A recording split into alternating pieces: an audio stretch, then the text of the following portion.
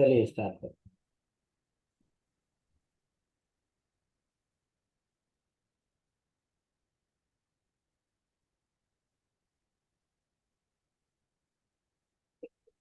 ज्योतिष में मूल पद्धतियां कौन कौन सी हैं?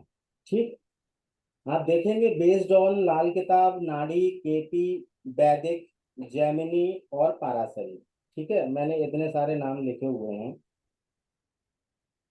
अगर मैं मेरा निजी अनुभव बताऊं, और अगर इन पद्धतियों में से मुझे किसी एक पद्धति को चुनना पड़े जीवन में, कुछ ऐसी कंडीशंस हो जाएं कि मुझे इसमें से किसी एक पद्धति को चुनना पड़े, तो मैं लाल किताब को चुनूंगा। ठीक है, उसका रीजन भी मैं आपको आगे बता दूंगा। लेकिन एक इंसान को ज्योतिष सीखने के लिए, आने के लिए, ये चार चीजें पता होना चाहिए।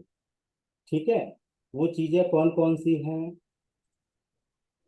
12 भाव, ध्यान से सुनिएगा। 12 भाव, जन्म कुंडली में 12 घर होते हैं। जिन 12 घरों को हम रीड करके ये बताते हैं या ये पता लगाते हैं कि भाई इनके जीवन में क्या घट रहा है। ठीक है, इनको क्या मिलेगा, क्या नहीं मिलेगा, क्या ये पाएंगे, क्या कष्ट होगा, क्या सुख होगा, दौलत कितनी होगी, कर्म क्या रहेगा, भाई बहन, रिश्तेदार, सगे संबंधी। आप को याद करें, वो सारी की सारी चीज हम इन्हीं भावों से देखेंगे। ठीक, तो मैंने कहा कि एक ज्योतिष होने के लिए, है ना, बड़ा सिंपल सा है। हो सकता है कुछ लोग इन बातों पे हंसें भी, लेकिन मैं आपको दिल से सच बताता हूँ। अगर आपको इन पद्धतियों में से किसी में भी मास्टरी हासिल करनी है, तो जब तक आप इन चार चीजों पे मास्टरी नहीं कर लेते, आप शायद ही एस्ट्रोलॉजर बन पाए। ये बिल्कुल बेसिक बात है, बट ये उतनी ही बेसिक बात है जितना इस संसार के संपूर्ण मंत्रों का मंत्रराज ओम को कहा गया, जो कि सुनने में बड़ा छोटा सा लगता है और बड़ा ही सिंपल सा है, बट उसकी गहराइयां अनंत हैं।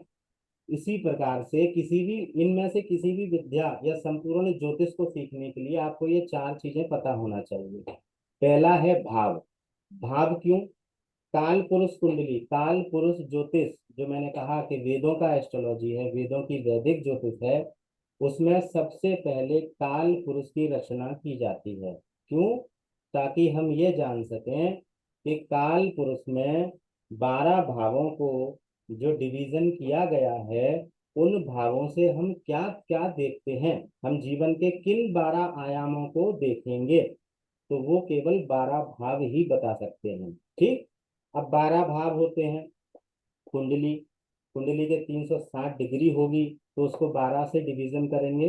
जो चीज आपको नहीं पता होगा, आप कॉपी पेन लेके बैठिए, नोट कर लीजिएगा। एक भाव 30 अंश का होता है, 30 डिग्री का होता है। 360 डिग्री के सर्कल को जब हम 12 में डिवाइड करेंगे, तो उसमें से एक जो भाव होगा वो 30 डिग्री का होगा। ठीक है, अब ये डिग्री क्या है वो भी आगे समझ लेंगे। बस उसमें घुसो मत, है ना। केवल बस इतना समझ लो कि डिग्री है। ठीक है, ये वही डिग्री है जो 360 को आपने 10th 11th 12th में गणित सीखा होगा, मैथमेटिक्स में आता है कि 90 डिग्री का एंगल कितना होगा, 180 का कितना होगा। बस ये वही डिग्री है। 360 डिग्री के सर्कल को हम समझ रहे हैं। उसको जब 12th हाउस में डिवाइड करेंगे तो एक हाउस हमारा 30 डिग्री का हो जाएगा। ठीक, तो ये 12 भाव। दूसरा टॉपिक क्या है? दूसरा टॉपिक है 12 राशियां। अब 12 राशियां कैसे बनी? तो ये जो हम अभी अपने छत पे या टेरेस पे जाके जो आसमान की तरफ सितारों को देखते हैं, है ना, ये जो स्टार्स हैं, है ना, आसमान में, ये स्टार कुछ विशेष प्रकार की आकृतियां बनाते हैं। और ये स्टार पृथ्वी के अर्थ के सबसे ज्यादा करीबी स्टार्स हैं। ठीक, जो कि इफेक्ट देते हैं हमारे यूनिवर्स को, हमारी पृथ्वी के ऑरा में कुछ इफेक्ट क्रिएट करते हैं। तो ये हम अब इतने बड़े ज्ञानी तो है नहीं कि आंख बंद करेंगे और देख लेंगे कि वो स्टार जो है क्या इफेक्ट दे रहा है। लेकिन ऋषि पाराशर तो थे, है ना। वो तो अपनी इच्छा अनुसार उड़ भी जाते थे, ठीक है, गायब भी हो जाते थे। उनका तो देवताओं के साथ उठना बैठना था, तो उनके लिए सहज था। अगर उनको शनि ग्रह पे भी जाना है तो उनके लिए बड़ा सहज था। योगी के लिए, है ना, जो ब्रह्म तुल्य है, उनके लिए ये चीजें कठिन नहीं है, है ना। तो जो पुराना हमारा इतिहास में लिखा है, हमारे ग्रंथों में लिखा है, वो परफेक्ट है, उसको स्वीकार कर लेना। सबसे बड़ी दिक्कत होती है कि हम उसको मानते नहीं है। तो जीवन में कई चीजें मानी ना, 2+2 4 होता है, ये भी माना ना, टीचर ने जब फर्स्ट टाइम बताया कि दो में अगर एक को जोड़ देंगे तो 3 होगा, दो में अगर दो को जोड़ेंगे तो 4 होगा, तो ये भी स्वीकारा ना आपने, तो इसको भी स्वीकार लो, है ना। रिसर्च करने के लिए जीवन पड़ा हुआ है, ठीक है। हम 3 दिन में वहां तक पहुंचना चाहते हैं कि हम कोई एक उपाय ऐसा निकाल लें जिससे हमारे जीवन की एक प्रॉब्लम सॉर्ट आउट हो जाए। सभी का वादा नहीं करता, लेकिन अगर आपने शिद्दत से समझ लिया तो एक प्रॉब्लम आपकी खत्म है। ज्यादा होगी लेकिन मिनिमम एक आप खुद ही अपने उपाय करके उसको खत्म कर दोगे। तो दूसरा टॉपिक है 12 राशियां। अब ये स्वीकार कर लो, ये कभी मत किसी से पूछना कहाँ से आई। अगर इसको जानना है तो खुद ही सीखो, ठीक है। तो 12 राशियां होती हैं, मेष से लेके मीन तक, अभी हम आगे देखेंगे नेक्स्ट पेज पे। 27 नक्षत्र होते हैं, ठीक है, और 9 ग्रह होते हैं। ये वो चीजें हैं जो मूल आधार है संपूर्ण ज्योतिष का। सारी प्रोडिक्शंस, सारी कैलकुलेशंस, सारी रेमेडीज, जितना भी आप ज्योतिष में जो किसी से सुने हो, देखे हो, जाने हो, इन चारों के अलावा नहीं होती, ठीक है। अब जैसे इंग्लिश में आप बहुत बड़े प्रोफेसर बन जाओ और काफी सारी आपने पुस्तकें लिख दी, लेकिन सबसे पहले आपने ABCD ही सीखी थी, ठीक है। तो ये वही ABCD है, राशि के भाव के किसी एक भाव को किसी एक राशि से मिलाकर उसमें 3 नक्षत्र डाल के जब उसमें किसी प्लेनेट का कॉम्बिनेशन में मिक्स करेंगे तो प्रोडिक्शंस आ जाएगी, वही सॉल्यूशंस आएगा, वही रेमेडीज आ जाएगी, ठीक है। ये वही 4 एलिमेंट हैं जो आपकी जिंदगी को हर हिस्से को बताने में सक्षम है। बस इस बात को स्वीकार लेना, ठीक है। इस बात को एक्सेप्ट कर लो कि यही 4 वो मूल आधार हैं जिसको मुझे जीवन में अच्छे से समझना है। यकीन मानिएगा, इतनी अच्छी ज्योतिष कर पाओगे कि शायद ही कोई कर पाए, है ना। और चलिए भूल जाइए, कोई आवश्यक नहीं है कि प्रोडिक्शंस दे पाए या ना दे पाए, कोई फर्क नहीं पड़ता। और सच बात बताऊं तो किसी को शौक नहीं है अपने भविष्य को जानने का। लोग दुखी हैं, परेशान हैं, वो दिल से चाहते हैं कि ये परेशानी का अंत हो जाए। उनको सच में नहीं करना पूछना कि कल हमारे साथ क्या होगा, पंडित जी बताओ, गुरु जी बताओ। वो तो ये कह रहे हैं कि कर्जा है भाई साहब 45 लाख सर पे, बैंक वाले या जो जिनसे ले रखा है वो मारने की धमकी देते हैं, बस आप ये बताओ कि इसका समाधान कैसे होगा, हमें नहीं जानना क्या होने वाला है, सॉल्यूशंस हो तो बताओ, है ना। तो आप प्रिडिक्शंस के आदी मत बनो। ज्योतिष बनना वहीं फेल हो जाता है जहां पे आप वाहवाही लूटने के लिए प्रोडिक्शंस के पीछे भागते हैं। प्रोडिक्शंस उन लोगों की गलत कमजोर होगी जो इसके सॉल्यूशंस बहुत सॉलिड देते हैं, और जिसकी प्रोडिक्शंस बड़ी धांसू है। ध्यान रखिए, ध्यान से सुनिएगा मेरी बात। तो ये आगे यूट्यूब पे भी जाने वाली है, हो सकता है कि कुछ लोग मेरा विरोध भी करें, लेकिन ये सत्य बात है। जिसकी प्रोडिक्शंस बहुत अच्छी है ना, वो सॉल्यूशंस नहीं दे पाएगा। क्यों? क्योंकि उसने केवल अट्रैक्शन पॉइंट को सीखने के लिए ज्योतिष को सीखा है, लोग उसकी तारीफें करें इसलिए। मूल आधार तक जाने का प्रयास किया होगा, लेकिन मूलतः ऐसे लोग मैंने देखा है कि कमजोर पड़ जाते हैं सॉल्यूशंस करने के लिए। ये पक्की बात है। और सॉल्यूशंस कब तक नहीं कर पाओगे आप किसी भी प्रॉब्लम का? ज्योतिष क्यों सीख रहे हो? इसीलिए ना कि प्रॉब्लम है तो उसका कोई समाधान कर लो, या इसलिए कि हम बस सब कुछ देख लें? अगर आप देखने में संतुष्ट हो तो नेक्स्ट मैं आपको प्रॉमिस करता हूँ, अब की जो 3 दिन की क्लास होगी वो केवल प्रोडक्शंस के लिए होगी, कोई रेमेडीज उसमें नहीं होगी, कोई समाधान नहीं होगा, है ना। जो लोग इंटरेस्टेड हो वो लोग आ जाना, मैं सिखाऊंगा, फ्री में सिखाऊंगा, ठीक है। तो कहने का अर्थ क्या है कि हर इंसान को समस्या का समाधान चाहिए। परेशानी कोई भी हो सकती है आपके जीवन में, कोई नहीं चाहता कि भैया 10 साल बाद हमारे साथ क्या होगा हमें नहीं जानना। सच यही है। हाँ, थोड़ी सी होती है अंदर बेचैनी, तो पूछ लेते हैं आप कि क्या सच में ऐसा हो सकता है या होगा। वो कैसे होगा? वो केवल समाधान से होगा, है ना, कर्मा से होगा। तो वो चीजों तक अगर आपको जाना है तो ये चार चीजों में दक्ष होना पड़ेगा, इतना सा ध्यान रखिएगा। और ये बिल्कुल सत्य बात है ना। ये उतना ही सत्य है जितना डेली पूरब से सूर्य उगता है। ठीक। तो आप बस ये आपको ये चार चीजों के बारे में जितना पता लगा सकते हो, जहां से लगा सकते हो, बिल्कुल लगाइए। 12 भाव क्या है, 12 राशियां क्या है, 27 नक्षत्र क्या है, ग्रह क्या है। ठीक। मैं 12 भाव पर 1 साल नॉन स्टॉप बोल सकता हूँ, आपको पढ़ा सकता हूँ, केवल 12 हाउस। प्रतिदिन 1.5 घंटे की भी क्लास अगर ले लूँ तो 12 भाव खत्म नहीं होंगे। जो मेरे पुराने स्टूडेंट हैं वो जानते हैं, मेरी नॉन स्टॉप 8-8 घंटे की क्लास चलती है एक विषय पर। और हर बार, हर within a minute, within a second, उसके बारे में एक नई चीज होती है। क्यों? क्योंकि इतना कुछ है हमें। एक मैसेज आया, हाउ कैन दैट पॉसिबल कि आप 3 दिन के अंदर एस्ट्रोलॉजी सिखा सकते हैं। मैंने ज्यादा बोला 3 दिन के अंदर। मैं चैलेंज देता हूँ, मैं 3 घंटे के अंदर ज्योतिष बनाने की ताकत रखता हूँ। क्या आपके अंदर वो ताकत है कि मैं जो 3 घंटे के अंदर ट्रांसफर करूंगा आपके दिमाग में, आप उसको झेल पाए, या सहन कर लें, या याद कर लें, है ना।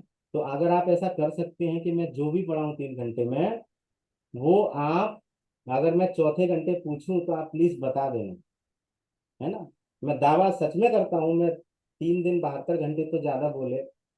कुछ लोगों ने विरोध भी किया, कुछ बड़े एस्ट्रोलॉजरों के मैसेज भी आ गए। मैंने फर्स्ट टाइम, 12 महीने से मैंने क्लास नहीं ली है, तो फर्स्ट टाइम मैंने ये चैलेंज दिया कि मैं 3 दिन में ज्योतिष बना सकता हूँ, है ना। साल भर से बुरी शोध कर रहा था कि ये सारी पद्धतियों को एक कैसे करूँ, करा, है ना, मेहनत किया, रिसर्च किया, पता चला कि ये सारी पद्धतियां एक कैसे हैं। तो मैं बना सकता हूँ, आप सीखना चाहें तो सीखिएगा, जहां पर बुलाना चाहें मैं चैलेंज एक्सेप्ट करने के लिए तैयार हूँ।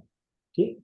तो वो भी विषय नहीं है, वो अलग विषय है, लेकिन सत्य क्या है? सत्य यही है कि आप एस्ट्रोलॉजी में जिसको भी आइडल मानते हो, जिस गुरु को भी आपने सुना है, जिन गुरुओं को भी आपने देखा है, जिनसे आप प्रभावित होकर ज्योतिष सीखना चाहते हो, सच यही है कि उन गुरुओं ने इन्हीं चार तथ्यों पर पारंगत हासिल कर ली।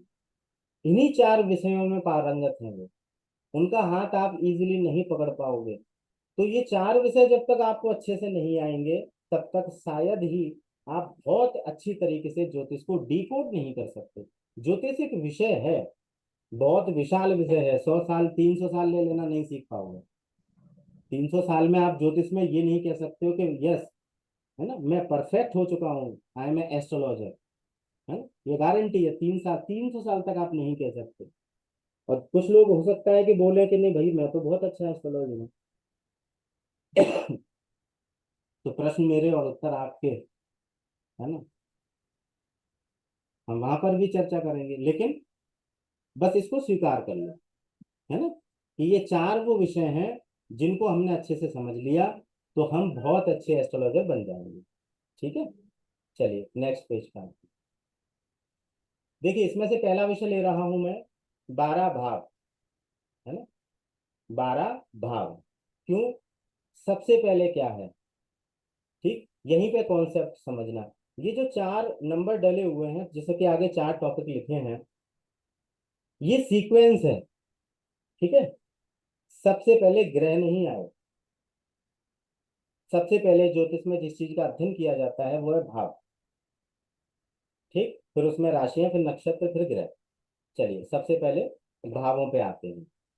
इस चीज का आप स्क्रीन शॉट ले लें या फोटो खींच लीजिए, जो भी करना है कर लीजिए, रख लीजिए, नोट्स के रूप में काम आएगा। ये है वो कुंडली के 12 भाव जो आपके जीवन के अलग अलग आयामों को बताएंगे। आपका कोई भी प्रश्न हो जीवन का, ठीक, आपने जिस समय जन्म लिया है, जिस समय आप पैदा हुए, जिस स्थान पे हुए, जिस तारीख में हुए, उसी तारीख, उसी समय और उसी स्थान के माध्यम से इस कुंडली का निर्माण होता है। और ऐसी कुछ कुंडली खुल के आती है जिसमें 12 भाव होते हैं। उन 12 भावों के गुण धर्म क्या है, काम क्या है? ये 12 बॉक्स, ये 12 खाने, जिसको लाल किताब में खाने कहते हैं, इंग्लिश में इसको हाउसेस कहते हैं, 12th हाउस, है ना। हिंदी में इसको भाव कहते हैं, घर कहते हैं, क्षमा चाहता हूँ, संस्कृत में इसको भावा कहते हैं। सब एक है। खाना, भाव, हाउस, है ना, ये सब एक है। अलग अलग पद्धतियों में कुछ तो अलग देना होता है ना, तो अलग अलग पद्धतियों में अलग अलग चीजों से हम इसको नाम इसका बुलाते हैं। तो ये 12 भाव है। पहला भाव जिसमें लग्न लिखा है और उसके नीचे हाईलाइट लिखा हुआ है खुद, है ना, लग्न लिखा है, उसके नीचे हाईलाइट में लिखा है खुद। खुद क्या है ना, ये खुद है आप। जब भी आपके विषय में बात होगी, किसी भी कुंडली के रूप में, किसी भी कुंडली के आधार पर, किसी एस्ट्रोलॉजर या कोई गुरु आपके विषय में जब आप कोई प्रश्न करेंगे, तो वो सबसे पहले सर्वप्रथम फर्स्ट हाउस को देखेंगे, पहले भाव, पहले घर को देखेंगे। ठीक है, यानी आप हो, आपके बारे में सब कुछ पता पता लगाया जा सकता है आपकी कुंडली के पहले भाव से। बस फर्क इतना है कि पहले भाव को पढ़ें कैसे, वो डिकोड करना आपको आना चाहिए। ठीक है, तो फर्स्ट हाउस से हम क्या क्या देखते हैं। पहला भाव आपका तो है ही, लेकिन इससे और भी चीजों को देखा जाता है। वो क्या क्या है, इसमें लिखा है स्वयं का जो कुछ है। आप जब से पैदा हुए, जब तक जीवित रहे, उस समय तक आपने इस संसार में क्या चीजों को पैदा किया। आपने घर खरीदा, आपने गाड़ियां खरीदी, बैंक बैलेंस खरीदा, क्षमा चाहता हूँ, बैंक बैलेंस बनाया, आपने बहुत बड़े बड़े बिल्डिंगें बनाई, बड़े बड़े स्मारक बना दिए, बड़े बड़े आर्किटेक्ट बन के बड़े बड़े रोड बना, लोग आपको जानते हैं, है ना, आपने इतिहास लिख दिया। या कुछ भी आपने जीवन में अपने बलबूते पे, अपने अस्तित्व से, स्वयं की मेहनत, स्वयं की ताकत से जो भी पाया है, वो बिना लग्न के नहीं हो सकता। ठीक, यानी आप कौन हो, क्या हो, आपका वजूद क्या है, आपकी सामर्थ्य क्षमता क्या है, वो सब का सब हम कुंडली के लग्न भाव से देखेंगे। फर्स्ट हाउस, खाना नंबर 1 लाल किताबियों के लिए। ठीक, स्वयं का जो कुछ है, स्वयं की माता, स्वयं के पिता, स्वयं का भाई, स्वयं की बहन, स्वयं की पत्नी, स्वयं का पति, ये भी स्वयं में आ गए, स्वयं के बच्चे, स्वयं की गाड़ी, सब कुछ जो आपने पैदा कर दिया है वो फर्स्ट हाउस। ठीक, पैसा, किसका पैसा, आपका पैसा। बीमारी, किसकी बीमारी, आपकी बीमारी, है ना। वजूद, वजूद का अर्थ क्या है, आपका अस्तित्व। आपने क्या पैदा किया इस संसार में, क्या क्रिएट किया, कितने लोग आपको जानते हैं। आपने, आप कोई बड़े बिजनेसमैन हो, है ना, या आप कोई बड़े अफसर हो, आपका कुछ तो वजूद होगा, है ना, कुछ तो आपकी हस्ती होगी संसार में, कहीं तो आप एग्जिस्ट करते हैं। तो वो जो चीज है, वो हम फर्स्ट। माइक ऑफ कर लीजिए, किसी का माइक, इसका भी ओपन है, प्लीज बंद कर लीजिए, आवाज आ रही है। कोई प्रश्न पूछना हो तो आप ओपन कर सकते हैं, कोई दिक्कत नहीं है ना, अगर कुछ समझ में ना आए तो आप पूछ सकते हैं। ठीक है, तो पैसा, बीमारी, वजूद, आपका वजूद, संपत्ति, आपकी संपत्ति जो आपने पैदा किया, माता पिता किसके, आपके, भाई बहन किसके, आपके, पत्नी पति आपके, घर गाड़ी, रंग रूप, आपका क्या रंग है, क्या रूप है, कद काठी कितनी है, हाइट कितनी है, मोटे हो पतले हो, स्वभाव क्या है, जिद्दी हो, चिड़चिड़े हो, दयालु हो, हंसमुख हो, है ना, जो भी आपका स्वभाव है, फर्स्ट हाउस से पता चलेगा। सिर, ये जो हमारी खोपड़ी का हिस्सा होता है, इसको भी हम फर्स्ट हाउस से देखते हैं। माथा, ये वाला माथा जहाँ तिलक लगाते हैं, ये भी फर्स्ट हाउस। दिमाग, इसके अंदर जो भी है वो भी फर्स्ट हाउस। ठीक, इतनी सी चीजें मैंने मोटे मोटे तौर पे बताया। इसमें कुल 144 चीजें हैं जो फर्स्ट हाउस से देखी जाती हैं। आप याद मत करो, है ना, इनको अगर याद करने बैठ जाओगे तो पंगे हो जाएंगे।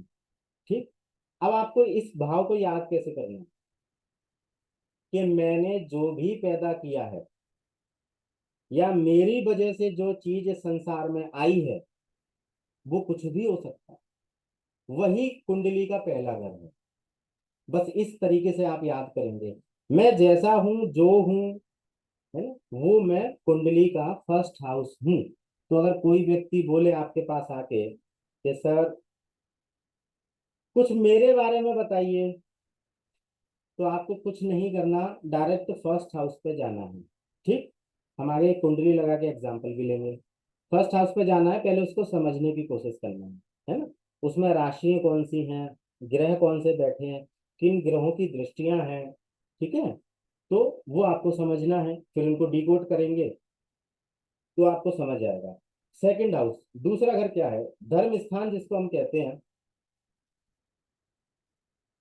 अच्छा एक चीज और मैं आपको बता दूं, ये जितनी भी चीजें मैंने इस 12th हाउस में जो डाली हैं, जितनी भी चीजें, वो मैंने जो आपको 5 पद्धतियां ऊपर बताई जो सबसे ज्यादा प्रचलित है, उन सभी के मूल आधार को मिला के मैंने इसमें डाला है। ठीक है। और मैंने कहा कि 144 चीजें तो लगन से ही देखी जाती हैं। अगर मैं वो पूरा बॉक्स आपको दे देता तो आप रटने के लिए लग जाते और उलझ जाते, याद नहीं होती ये चीजें। इन चीजों को केवल समझना पड़ता है, समझा जाता है। तो सेकंड हाउस की जब हम बात करेंगे, तो सेकंड हाउस से हम क्या देखेंगे, धर्म स्थान। सबसे पहला तो ये धर्म स्थान है। धर्म स्थान तो आप समझ ही गए होंगे, जहां पर हम अपने भगवान की पूजा करते हैं। हम जिन देवी देवताओं को मानते हैं, जिनको हम याद करना चाहते हैं, जिनको हम प्यार करते हैं, जिन भगवान से हम जिनको मिलने जाते हैं जिस स्थान पे, उसको धर्म स्थान कहते हैं। ठीक है। मंदिर, मस्जिद, गुरुद्वारा, ठीक है, जो जिसका धर्म हो वो उसके लिए वो धर्म स्थान होगा। सेकंड हाउस से धर्म स्थान को देखेंगे। हाईलाइट क्यों किया, धर्म स्थान का जो नाम लिखा है हाईलाइट क्यों है, क्योंकि वैदिक एस्ट्रोलॉजी में इस भाव में एक ही शब्द लिखा है, वो है धर्म स्थान, धन भाव, बस इसके अलावा कुछ भी नहीं लिखा। फिर अलग अलग ग्रंथों में अलग अलग पेजों पे अलग अलग डिकोटेशन की गई है इसकी, तब बाकी की चीज निकल के आई है ना। तो वो हाईलाइट जो है वो मूल है। तो धर्म स्थान। दूसरे और सेक्टर जो महत्वपूर्ण देखेंगे, बाकी इससे जो सेक्टर देखे जाते हैं वो समथिंग कुछ 105 है या 106, ये सब मेरे पास ऑन रिकॉर्ड है। ठीक है, मैं जो भी बोलूंगा वो बिना ऑन रिकॉर्ड के नहीं बोलता। किसी ने पूछ लिया तो भाई दिक्कत हो जाएगी, और लोग तो कुछ भी पूछ सकते हैं, है ना। तो डर लगता है प्रश्नों से, ऐसे प्रश्नों से। तो ये सब ऑन रिकॉर्ड है, मेरे पास सारे डॉक्यूमेंट्स हैं, पेपर्स हैं। 105 या 104 समथिंग कुछ ऐसी चीजें हैं जो कुंडली के सेकंड बॉक्स से सेकंड हाउस से हम देखते हैं। लेकिन आपको क्या याद करना है, आपको केवल बस इतना सा याद करना है जो इस बॉक्स में है। क्या है, धर्म स्थान, बैंक बैलेंस, परिवार, किसका परिवार, आपका। ठीक, ससुराल का भी परिवार, है ना, ससुराल। अगर आप स्त्री हैं तो आपकी ससुराल, अगर आप पुरुष हैं तो भी आपकी ससुराल, है ना। तो वो जो ससुराल का आप जो हाल देखेंगे, ससुराल का सुख जो देखेंगे, कुंडली के सेकंड बॉक्स से पता चल जाएगा। कुंडली के दूसरे खाना, दूसरे घर, इससे आपको मालूम चलेगा क्या प्रॉब्लम है जीवन में। ससुराल से नहीं बनती, या कोई अन्य कोई परेशानी है, परिवार से नहीं बनती, है ना। तो वो ये कुटुंब वाला परिवार है, जो आपके जैसे चाचा चाची, फूफी, बुआ, मामा, है ना, मौसी, नानी, ये जो कंप्लीट आपका खानदान है उसको हम सेकंड हाउस से देखेंगे। पर्टिकुलर नानी का जो घर है, जो नानी पक्ष है, नानी, मामा, मौसी, है ना, ये हम फोर्थ हाउस से देखेंगे। ये ध्यान रखिएगा। ठीक, कुछ रिश्ते बदल जाते हैं। मामा का परिवार छठवें घर से देखेंगे, है ना, लेकिन परिवार आपका, आपके पिता की तरफ का जो भी संपूर्ण परिवार है, वो कुंडली के दूसरे हाउस से देखेंगे। कोई भी हो सकता है। और आपकी ससुराल, ठीक है। पैतृक संपत्ति, ये कौन सी संपत्ति है इससे, ये वो संपत्ति है जो आपके पूर्वजों ने जोड़ के रखी है। जैसे आप, आपके दादाजी परदादाजी जब गए तो उनके पास 100 एकड़ जमीनें थी, 2 किलो सोना था, है ना। तो वो किसको मिला, उनके वारिस को ही मिलेगा ना। तो वो कुंडली का दूसरा घर। अच्छा कुछ लोग बोलते हैं कि जी हमें तो कुछ पूर्वजों ने दिया ही नहीं, हमारे भाई बंधु ही खा गए। आपका कुंडली का सेकंड हाउस खराब है भैया, है ना। अच्छा, एक यहाँ पे भी होंगे भाई साहब, 800 करोड़ रुपए छोड़ के बैठे हैं, मेरे बड़े पुराने क्लाइंट हैं और स्टूडेंट भी, यहाँ पे शायद है नहीं अभी, चलिए आएंगे तो मैं आपको इंट्रो करवाऊंगा। तो उनके भाई बंधुओं ने, चाचा ताऊओं ने उनकी 800 करोड़ की संपत्ति खा के बैठ गए। वो गरीब के गरीब, ठीक है, हालांकि इतने भी गरीब नहीं है, लेकिन 800 करोड़ और कहाँ 2-3 करोड़ की संपत्ति के मालिक, है ना, मायने रखता है ना। तो कुंडली का दूसरा घर बिगड़ा है। आपको परिवार की संपत्ति का सुख कब नहीं मिलेगा? जब आपकी कुंडली का सेकंड हाउस खराब होगा, ये ध्यान रखिएगा। तो कोई बोलता है कि जी हमें पैतृक संपत्ति मिलेगी कि नहीं मिलेगी, इसका उत्तर आप, अगर वो चार चीजें जो ऊपर की हैं, कौन सी, ये, मैं हमेशा इन चार चीजों पर फोकस करूंगा, आपका हर बार इस पर ध्यान लेके जाऊंगा, क्योंकि आपको ये सबको पता है, बच्चा बच्चा जानता है कि ज्योतिष में 12 भाव, 12 राशि, 27 नक्षत्र, 9 ग्रह होते हैं। आप आज तक यूज नहीं कर पाए, चैलेंज है मेरा, आप नहीं यूज कर पाए। कर गए होते तो अलग ही कुछ रुतबे होते, कुछ अलग ही आनंद होता है ना। और करना चाहते हो तो इन चार चीजों के बारे में पढ़ना शुरू कर दो, सब समझ में आने लगेगा। ठीक, ज्योतिष किसी के सिखाने से नहीं आता, ज्योतिष खुद से ही स्वीकार करना पड़ता है। और ज्योतिष ग्रंथ जब तक, ज्योतिष विद्या जब तक नहीं चाहती आपको, तब तक आपको वो अपने तक पहुंचने भी नहीं देती है। ठीक है, तो सच्ची शिद्दत से उसको समझने की कोशिश करें। तो पैतृक संपत्ति वो जो आपके पूर्वजों ने छोड़ी है लेकिन आपको नहीं मिली, तो सेकंड हाउस खराब। आपका सेकंड हाउस बहुत अच्छा है, इसमें पड़ी राशि बहुत अच्छा है, इसमें पड़ा ग्रह, इस भाव को कौन से ग्रह देखते हैं, इस भाव में कौन कौन से नक्षत्र आते हैं, अगर ये सब कुछ फिट रहा तो आपको परिवार का सुख बहुत अच्छा मिलने वाला है। 90% दुनिया इसी भाव के बिगड़ने से दुखी है। कोविड के बाद बाद तो चार भाव बिगड़ गए लोगों के, दूसरा, चौथा, छठवा और 11वां। कर्म सब किए जा रहे हैं, मिल किसी को कुछ नहीं रहा। ठीक है, जिनको मिल रहा है उनके ये चार बॉक्स में से फोर्थ और सेकंड बहुत अच्छे हैं, वो पा रहे हैं, बिना मेहनत किए पा रहे हैं। तो दूसरा घर अगर बिगड़ गया तो बैंक बैलेंस नहीं हो पाएगा, कर्जा रहेगा, ससुराल से नहीं बनेगी, परिवार के किसी भी सदस्य से लड़ाई हो सकती है, कोई भी धोखा दे सकता है। परिवार तो बड़ा होता है ना, हो सकता है फूफा ने ही धोखा दे दिया, आपके चचेरे भाई ने ही आपको धोखा दे दिया, चाचा ही धोखा दे गए, सगा भाई ही धोखा दे गए, कुछ भी हो सकता है। सेकंड हाउस खराब है। अब धोखा देगा कौन? ये आपको, इसमें पड़ी राशि, इसमें पड़ा ग्रह, इस भाव में पड़े 3 नक्षत्र, और इस भाव को कौन देखता है वो बताएंगे।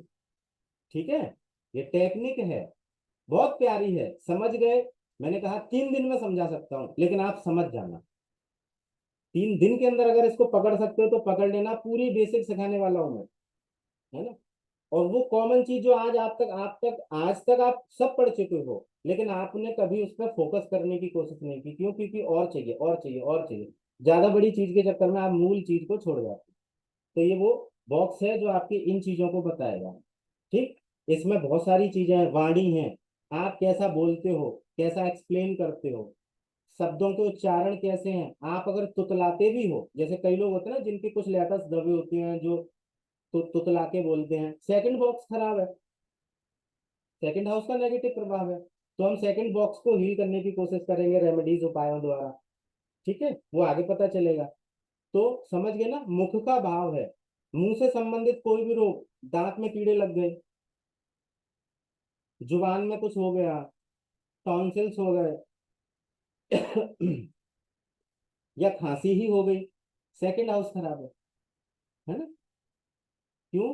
क्योंकि ये भाव आपके मुख को बताता है। जो चीजें इसमें नहीं लिखी हैं, आप लिखना चाहते हो तो आप डायरी में नोट कर लीजिए, ठीक है, आपको आसानी होगी। तो ये वो हाउस है। अब डायरेक्ट आते हैं थर्ड हाउस पर। इससे क्या देखते हैं? हाईलाइट में लिखा है पराक्रम। कौन सा क्या है पराक्रम? आप में से किसी को पता है पराक्रम का अर्थ क्या है? कई लोग बोलेंगे कर्म, कर्म तो 10वें घर से देखते हैं, है ना। हाँ, पराक्रम का अर्थ है हिम्मत। हाँ, हिम्मत या आप में ताकत, बोल्डनेस। स्ट्रेंथ आपकी कितनी है? है ना। पराक्रम बाजुओं में होता है, ठीक है। कोई है बड़ा सूरवीर पराक्रमी योद्धा है, तो पराक्रम कहाँ होता है, बाजुओं में होता है ना। तो बाजुएं, आपकी सारे दोनों हाथों की बाजुएं, थर्ड हाउस, ठीक है।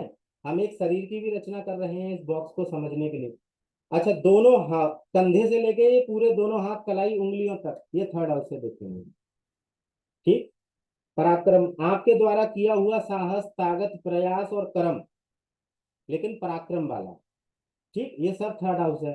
प्रदर्शन, किस चीज का प्रदर्शन, मीडिया, आप जो देते हो जगत को, जो बताते हो, जैसे मैं अभी आपको प्रदर्शन कर रहा हूं अपने ज्ञान का, इस समय मेरा थर्ड हाउस बोल रहा है, सेकंड हाउस को लेके फर्स्ट हाउस इन्वॉल्व है।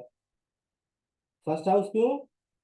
क्योंकि मेरे दिमाग में है ये चीजें, इनको बता कौन रहा है, मुंह, और प्रदर्शन मैं थर्ड हाउस से कर रहा हूँ, है ना। वो कहते हैं ना, impression, first impression is the last impression, ये थर्ड हाउस है। तो थर्ड हाउस से हम पराक्रम देखेंगे, ठीक है। तो पराक्रम हुआ, प्रदर्शन हुआ, आप जो भी प्रेजेंट करते हो, प्रेजेंटेशन ऑल्सो थर्ड हाउस, ठीक है। आप जो भी बताना चाहते हो, लोगों को दिखाना चाहते हो, ये तीसरा घर है। कुछ भी दिखाना चाहते हो, आपने अगर कोई पेंटिंग भी बनाई है, आपके घर में कोई मेहमान आए, रिश्तेदार आए, आपने कहा चलो दीदी मैं आपको बताऊं, चलो आंटी मैं आपको बताऊं, मैंने कुछ बनाया है, तो वो जो उस समय आप जो एक्टिविटीज कर रहे हो ना, वो थर्ड हाउस से रिलेटेड कर रहे हो। तो थर्ड हाउस बेसिकली प्रदर्शन का है, दिखाने का है। मीडिया, जितनी भी जगत में मीडिया है, इलेक्ट्रॉनिक हो, प्रिंट मीडिया हो, है ना, या मार्केटिंग, जितनी भी मार्केटिंग की चीजें हैं, वो सब थर्ड हाउस है। इज्जत किसकी, आपकी, क्योंकि किसकी कुंडली का तीसरा घर है, आपका। और प्रतिष्ठा, क्या आप इस जगत में, समाज में सम्माननीय व्यक्ति हैं? अगर यस, तो थर्ड हाउस आपका अच्छा है। अगर आप सम्माननीय नहीं है, तो आपका थर्ड हाउस कहीं ना कहीं प्रॉब्लम में है। कोई ना कोई लालचन, कोई ना कोई प्रॉब्लम आपको आती है, जिसकी वजह से आपको इज्जत नहीं मिलती। तो प्रतिष्ठा समझ गए ना, ऐसा व्यक्ति गली मोहल्ले में रहने वाला जिसका सभी आदर करते हैं, उनको प्रतिष्ठा, ये जो शब्द है उससे हम डिकोड करते हैं। तो प्रतिष्ठा मतलब एक अच्छा, है ना, सम्माननीय व्यक्ति, प्रतिष्ठित, इज्जतदार, इससे हम देखेंगे। और क्या देखेंगे, आपके जितने भी छोटे भाई बहन हैं, जितने भी टोटल, वो सब इसी से देखेंगे, ठीक है। तो ये आप एक्स्ट्रा नोट करके रख सकते हैं, जित सारे के सारे छोटे भाई बहन इससे देखेंगे। अच्छा, चाची के, फूफी के, मामी के, ये अलग अलग भाई बहन होते हैं, है ना। तो केपी एस्ट्रोलॉजी में अलग लॉ है कि पहले मौसी का है ना। तो मौसी कौन, माँ, पहले माँ पे आओ, माँ की बहन पे जाओ। अब माँ की बहन छोटी है कि बड़ी है, तो फिर माँ का घर को लगन बना के फिर उनके 11वां या तीसरा घर लगाओ। अच्छा, दूसरी है तो फिर 7वां घर लगाना पड़ेगा, फिर 7वें का वो पहला बेटा है, दूसरा बेटा है। ये बड़ी सच में बता रहा हूँ, उलझ जाओगे। वहां से फल होते हुए कहाँ पे आता है मालूम है, थर्ड हाउस पे, जो आपकी कुंडली का थर्ड हाउस है। अगर वो सिस्टम जो अभी मैंने आपको बताया, जो केपी एस्ट्रोलॉजी में बहुत प्यारा सिस्टम दिया है कृष्णमूर्ति जी ने, अगर आपने उसको समझ के, आपने अपनी थर्ड हाउस का नहीं समझा, तो आप मिस कर जाएंगे केपी जी ने जो सिद्धांत दिए उसको। सब कुछ अच्छा है तो अपने थर्ड हाउस को देख लो, आपका थर्ड हाउस डिस्टर्ब होगा, इसलिए आपकी कजन, ब्रदर एंड सिस्टर से नहीं बनती, ठीक। अगर उनके सुख नहीं है, छोटे भाई बहनों के, चाहे वो कजन्स हों, आपके सगे हों, तो तीसरा घर खराब है आपका, ठीक है। बिल्कुल मत देखना कि मेरा भाई ये, मेरा भाई वो, मेरी बहन, इस भाव से देखेंगे, पापा की तीसरी लड़की, पापा की पांचवा बेटा ना, बिल्कुल मत दिमाग लगाओ। अगर आपने अपनी कुंडली का थर्ड हाउस अच्छा कर लिया, ठीक है, तो आपके रिलेशन बहुत अच्छे होने लग जाएंगे छोटे भाई बहनों, ठीक। आपकी लड़ाइयाँ होती हैं, लड़ने में क्या इस्तेमाल करते हैं, हाथ ना। भाई बहन तकिया उठा के मारेंगे, आप डंडा मारोगे, चीखोगे, बाल पकड़ के खींच लोगे, क्या है ये, थर्ड हाउस से लड़ रहे हो ना, छोटे भाई बहन, है ना। तो यहां से आप हाथों से प्रयत्न कर रहे हैं, तो यहां से आप वो देखेंगे।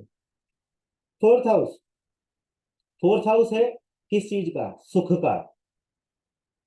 अगर मुझे ये पेन भी सुख दे रहा है, तो ये फोर्थ हाउस है मेरे लिए। बस इतना सा समझ लेना। जो चीज आपको सुख देती है, जो भी चीज आपको सुख देती है, वो आपका फोर्थ हाउस है। ठीक। अब इसको सिंपल से एक शब्द में और समझने की कोशिश करते हैं। जमीन। कौन सी जमीन है ये वो प्लॉट, जायदाद, खेती की भूमि, माँ की संपत्ति, फादर की संपत्ति, आपके स्वयं की संपत्ति, कुछ भी, क्योंकि वो सब की सब आपको सुख देगी। ठीक। तो अगर आप पे संपत्ति नहीं है, आप पर आपके पास घर नहीं है, अच्छा वाहन नहीं है, उस घर में सॉरी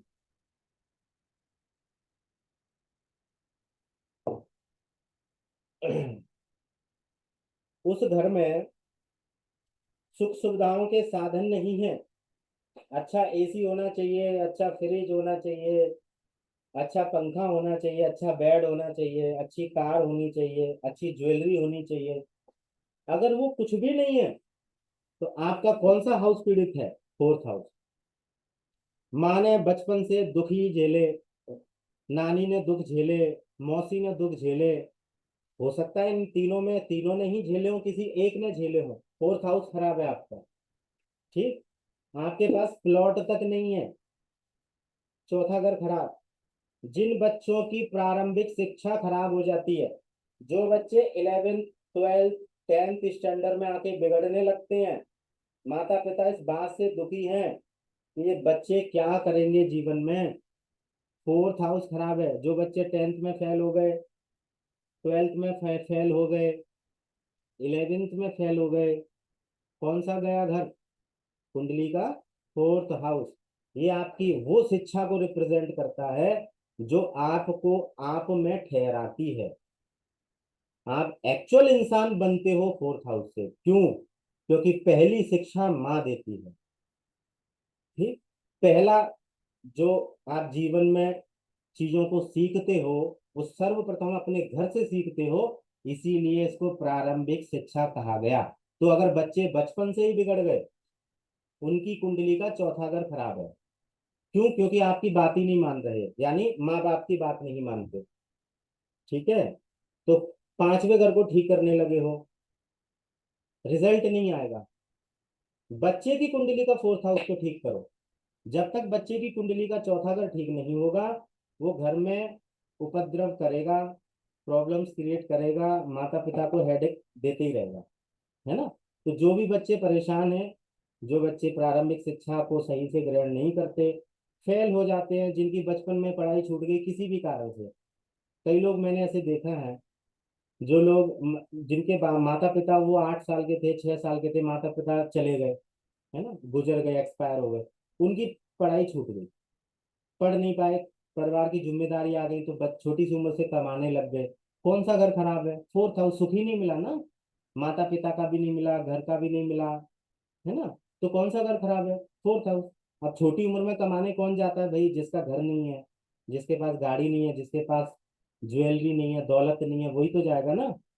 अगर मान लो वो माता पिता मरने से पहले 20 करोड़ की संपत्ति छोड़ गए होते, तो क्या उनका 8 साल का लड़का कमाने जाता? नहीं। है ना? तो हम क्या देखते हैं? Fourth house. ये सारी घटनाएं चौथे घर से घटित होंगी। चौथा घर अगर खराब नहीं है ये वो लोग होते हैं जो छोटे से बच्चे होते हैं लेकिन बात समझदारी वाली करते हैं।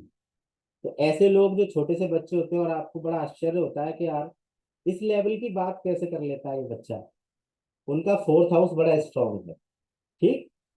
और एक बात और बता दूं, जिन बच्चों की बचपन में ये घर बिगड़ गया, तो पैसा दौलत घर जायदाद ये तो बाद की बात है ना? वो बच्चा नालायक हो जाएगा। क्यों? क्योंकि जिसकी नींव ही कमजोर पड़ गई ज्ञान की, वो आगे क्या करेगा जीवन में? अगर समझ में आ भी गया उसको कि नहीं, माता पिता ने बचपन में खूब कहा पढ़ लो अच्छी बातें सीखो, हमने नहीं माना, आज हम उसी का परिणाम भोग रहे हैं। तो जिन बच्चों के भी चौथे घर बिगड़े हैं, आप अपने बच्चों से बड़ी उम्मीदें मत रखना। वो उल्टे सीधे काम करके बड़े आदमी तो बन सकते हैं, दौलत कमा सकते हैं, बाद में गवा भी देंगे, लेकिन सुख नहीं भोग पाएंगे, ये गारंटी है ना। तो सबसे पहले 12 साल या 12th क्लास के बच्चे तक का 4th हाउस सबसे पहले देखना। एजुकेशन के लिए 5वां घर मत देखो, 9th हाउस मत देखो, है ना।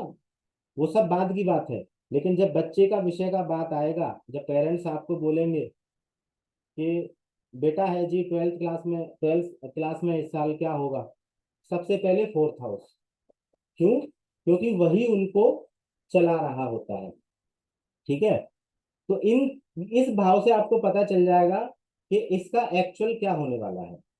अगर इसमें पापी ग्रह हैं, खराब हैं, अशुभ हैं, वो जो कि आप आगे सीखोगे तो आपको समझ में आएगा।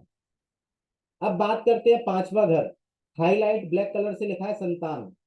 अब ये संतान कोई भी हो सकती है, लड़का हो सकता है, लड़की हो सकती है। केपी में, नाड़ी में हम दो तरीके से देखते हैं। केपी नाड़ी में थोड़ी भिन्न है। पहली संतान लड़का हो लड़की 5वें घर से, दूसरी संतान 7वें घर से, कोई भी हो सकता है लड़का लड़की, तीसरी 9वें से, चौथी 11वें से, पांचवी 12वें से, अगर छठवीं हो गई, सॉरी पांचवी लग्न से, छठवीं हो गई तो तीसरे हाउस से, और अंतिम अगर 7वीं भी संतान हुई तो अगेन 5th हाउस से। ऐसे ही ये सर्कल 5 7 9 11 1 3 चलता चला जाता है ना। तो गांव में अक्सर लोगों को, मैंने मैंने अभी तक देखा है 20 20 बच्चे हैं।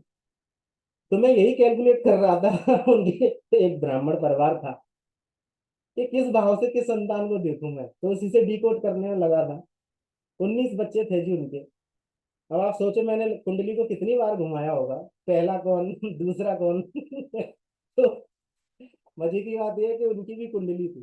तो ब्राह्मण कुल से थे, जोशी परिवार था, कर्मकांड करते थे। तो ऐसे ही उन्होंने निमंत्रण पर बुलाया था गांव में, तो उनसे भेंट हुई।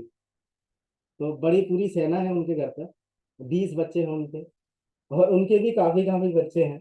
तो वो कुंडली देखना मेरे लिए सबसे चैलेंज की बात थी कि जी माता जी पूछते हैं ये बताओ, ये 12वें नंबर की संतान हम हमारे को रोटी देगी कि नहीं देगी।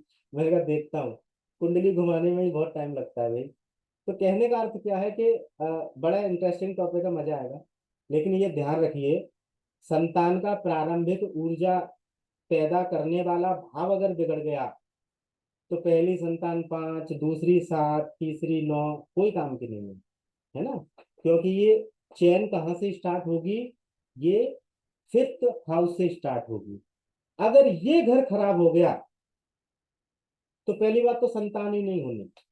संतान हो गई तो सुख नहीं मिलेगा, सुख नहीं, चलो सुख भी मिल गया तो नालायक होगी, है ना, मूर्ख होगी, किसी काम की नहीं। चलो मूर्ख भी नहीं है तो किसी कारण बस दूर हो जाएगा, कुछ भी होगा, लेकिन बच्चे के सुख या बच्ची के सुख खराब रहेंगे। अब दूसरा बच्चा 7वें घर से देखते हैं, ये सत्य है। लेकिन 5वां घर अगर सही है तो यकीन मानिए दूसरा तीसरा चौथा जो भी बच्चा है बहुत ज्यादा परेशान नहीं कर पाएगा। क्यों? क्योंकि आपके 5वें हाउस ने ये प्रॉमिस कर दिया कि आपको प्रॉब्लम नहीं होगी। ठीक है। तो 5th हाउस, और क्या देखते हैं? विद्या। कौन सी विद्या? ज्ञान, है ना, शौकीन, पसंद, समाधान, प्रिय, इष्ट। इष्ट मतलब भगवान, आपके देवता, आप जिस भगवान को सबसे ज्यादा पसंद करते हो, कोई राधा कृष्ण को, कोई महादेव को, है ना, कोई शिव जी को, कोई हनुमान जी महाराज को। तो जिसको भी आप मानते हो वो सब आप अपने दिल से चयन नहीं करते, आप कुंडली के 5th हाउस के कारण चयन करते हो। हर किसी, कोई किसी की एक भगवान है, एक श्रद्धा होगी। ये तो आपके घर में 5 6 10 भगवानों की तस्वीरें या मूर्तियां होगी, लेकिन आप किसी एक भगवान को ज्यादा फॉलो करते होगे।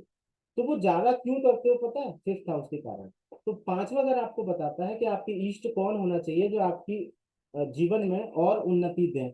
विद्या, ये कौन सी विद्या है? ये वो विद्या है जो शिक्षा के बाद आती है ना। इस विद्या को शिक्षा मत समझ लेना, ये शिक्षा नहीं है। शिक्षा इस भाव से नहीं देखेंगे, इस भाव से विद्या देखते हैं। विद्या का अर्थ है मैंने आपको ज्योतिष सिखाई, अभी मैं आपको ज्योतिष सिखा रहा हूँ, बेसिक फंडामेंटल समझा रहा हूँ। आप ये संपूर्ण एस्ट्रोलॉजी सीखने के बाद जब इस ज्योतिष का इस्तेमाल करके किसी को अच्छा कर दोगे और फिर कुछ नया ढूंढ लोगे इसी ज्ञान के माध्यम से, वो विद्या के अधीन हो जाती है, वो है विद्या। ठीक है। तो विद्या शिक्षा का अंतिम रूप है। जब शिक्षा संपूर्ण सार्थक हो जाती है, शिक्षा क्यों पढ़ते हो, क्यों अध्ययन क्यों करते हो, पढ़ाई क्यों करते हो? अच्छी जॉब मिले, अच्छी नौकरी मिले। अब मान लो शिक्षा करने के बाद आपने कोई पेपर दिया, एग्जाम दिया, और आप आगे निकल गए, आपकी कोई बड़ी जॉब लग गई, जॉब लग गई, हर महीने सैलरी आ रही है, तनख्वाह आ रही है, तो ये क्या है? ये वो विद्या है जो आपने इतने समय से अध्ययन करके उसका जो निचोड़ निकला, वो विद्या के रूप में आप मान सकते हो। तो ये वो विद्या है, ठीक है, जो कि बड़ी ही शुद्ध और सात्विक होती है, बड़ा ही ज्ञान होता है। ज्ञान क्या, कौन सा ज्ञान, ये किस ज्ञान की बात कर रहे हैं? ये वो एजुकेशन वाला ज्ञान नहीं है ना, 10th 12th, है ना, मास्टर्स, और आप जो डिग्रियों में सीखते हो, ये उस ज्ञान की बात नहीं है। एक होता है ना, जो कई लोग बिल्कुल पढ़े लिखे नहीं है, गांव में कई लोग सीधे हैं, लेकिन बड़े समझदार लोग हैं, बड़े ज्ञानी और गुणी लोग हैं, है ना, बहुत अच्छी अच्छी चीजें पता है उनको इस संसार में। आप हैरान हो जाएंगे कि यार इसको इतनी बुद्धि कैसे आ गई, ये इतना दिमाग कैसे चला लेता है। ये वही ज्ञान के कारण होता है है ना। तो आपको किसी विषय के लिए कितना ज्ञान है, वो पांचवा घर बताएगा। मुझे ज्योतिष में कितना ज्ञान है, अगर सीरियसली कोई मेरा फिफ्थ हाउस को पढ़ ले, तो उसको पता चलेगा कि कितना ज्ञान। ठीक। क्या उस विषय का ज्ञान है भी कि नहीं, ये भी कुंडली का पांचवा घर बताएगा। कोई कहता है नहीं नहीं मैं बहुत अच्छा वास्तुकार हूँ, फिफ्थ हाउस बता देगा कि वास्तुकार है कि नहीं। कोई कहता है मैं बहुत अच्छा एस्ट्रोलॉजर हूँ, पांचवा घर बता देगा कि है कि नहीं। कोई कहता है मैं बहुत अच्छा गुरु हूँ, शिक्षक हूँ, टीचर हूँ, फिफ्थ हाउस उसको बता देगा। ठीक। और क्या है, शौकीन, किसी को समोसे खाने का शौक है, किसी को दारू पीने का शौक है, किसी को गलत काम करने का शौक है, जुए खेलने का शौक है, मैच खेलने का, बैडमिंटन खेलने का। अलग अलग लोग हैं, अलग अलग शौक हैं। तो किसको क्या पसंद है, किस हाउस से देखेंगे? पांचवें घर से। तो कुंडली का पांचवा घर ये बता देता है कि भाई आपको क्या क्या पसंद हो सकता है। इसमें जो राशि होगी, उस राशि का जो स्वामी होगा, वो स्वामी जिन जिन चीजों को रिप्रेजेंट करेगा, इसमें जो ग्रह बैठा होगा, वो ग्रह जिन जिन चीजों को रिप्रेजेंट करेगा, और इस ग्रह पे जिन ग्रहों की, इस भाव पे जिस ग्रह की दृष्टि होगी, वो दृष्टि देने वाले घर, ग्रह, जिस जिस चीज के कारक होंगे, उसी में से सारी की सारी पसंद उस व्यक्ति की होगी। ठीक, ये आप स्वयं निकालेंगे। ठीक। तो शौकीन, शौक, शौक क्या है, पसंद क्या है, समाधान किस चीज का, हर चीज का। तो एक एस्ट्रोलॉजर, एक वास्तुकार, एक ऑकल्ट मास्टर के लिए पांचवा घर बड़ा स्ट्रांग होना चाहिए। क्यों?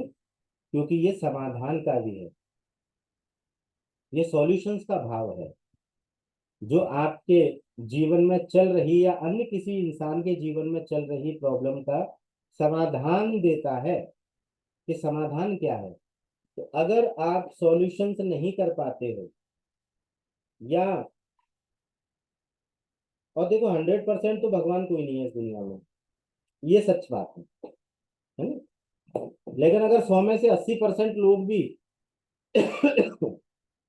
50% लोग भी अगर आपसे ठीक नहीं हो रहे ना, तो पांचवा अगर आपका पीड़ित है, आप उसको ठीक कर लो, आपको रिजल्ट आ जाए, है ना। अगर आप एक डॉक्टर हो, आयुर्वेदाचार्य हो, कोई कंसल्टेंसी का काम करते हो, किसी को राय दे रहे हो, एस्ट्रोलॉजर हो, कोई गुरु हो, योग सिखाते हो, ध्यान मेडिटेशन सेंटर्स हैं आपके, वास्तुकार हो, ऑकल्ट मास्टर हो, टैरो, कुछ भी, है ना? अगर आप किसी को हील करने का भी काम करते हो, रेकी मास्टर हो, कुछ भी हो, आपका कुंडली का फिफ्थ हाउस स्ट्रांग होना चाहिए। ठीक। क्योंकि यही वो भाव है जो लग्न से मिलके आपको दिखा देता है, अपने ज्ञान के माध्यम से, अपनी विद्या के माध्यम से। विद्या वो जो उपाय दे, समाधान करे, ज्ञान वो जो आपने सीखा, उस ज्ञान के माध्यम से कोई नया चैलेंज आ गया सामने, अपने ज्ञान के माध्यम से सीखे हुए से आपने एक नई चीज निकाल के उसको समाधान के रूप में दिया, उसको रिजल्ट आ गया। फिफ्थ हाउस को स्ट्रॉन्ग करना है। हर किसी का, आप में से हर किसी का पांचवा घर मजबूत होना चाहिए। कोई भी भाव मजबूत हो या ना हो, चल जाएगा। क्योंकि अगर आप सॉल्यूशंस भी देना जानते हो तो भी घर बैठे पैसा आएगा, ये फैक्ट है ना। क्योंकि आप जगत को वो दे रहे हो जो लोग नहीं दे पाते, समाधान किसी भी चीज का। जिस चीज की आपने विद्या सीखी, जिस चीज का आपने ज्ञान सीखा, है ना, तो वो फलित कब होगी, जब फिफ्थ हाउस स्ट्रांग होगा। पांचवा घर ईस्ट के भी अधीन होता है, तो ईस्ट को स्ट्रांग रखना है। भगवान जिसको भी मानते हो उसको बड़ी शिद्दत से स्ट्रांग करना है, ताकि पांचवा घर आपको विद्या, ज्ञान और समाधान दे सके। ठीक है, तो पांचवा घर इन चीजों का है। अच्छा, इसको स्टैंडर्ड एस्ट्रोलॉजी प्रेम का भी कहते हैं। आकर्षण है, प्रेम है, स्त्री पुरुष के मध्य जो प्रेम होता है वो भी यही भाव से देखते हैं, है ना।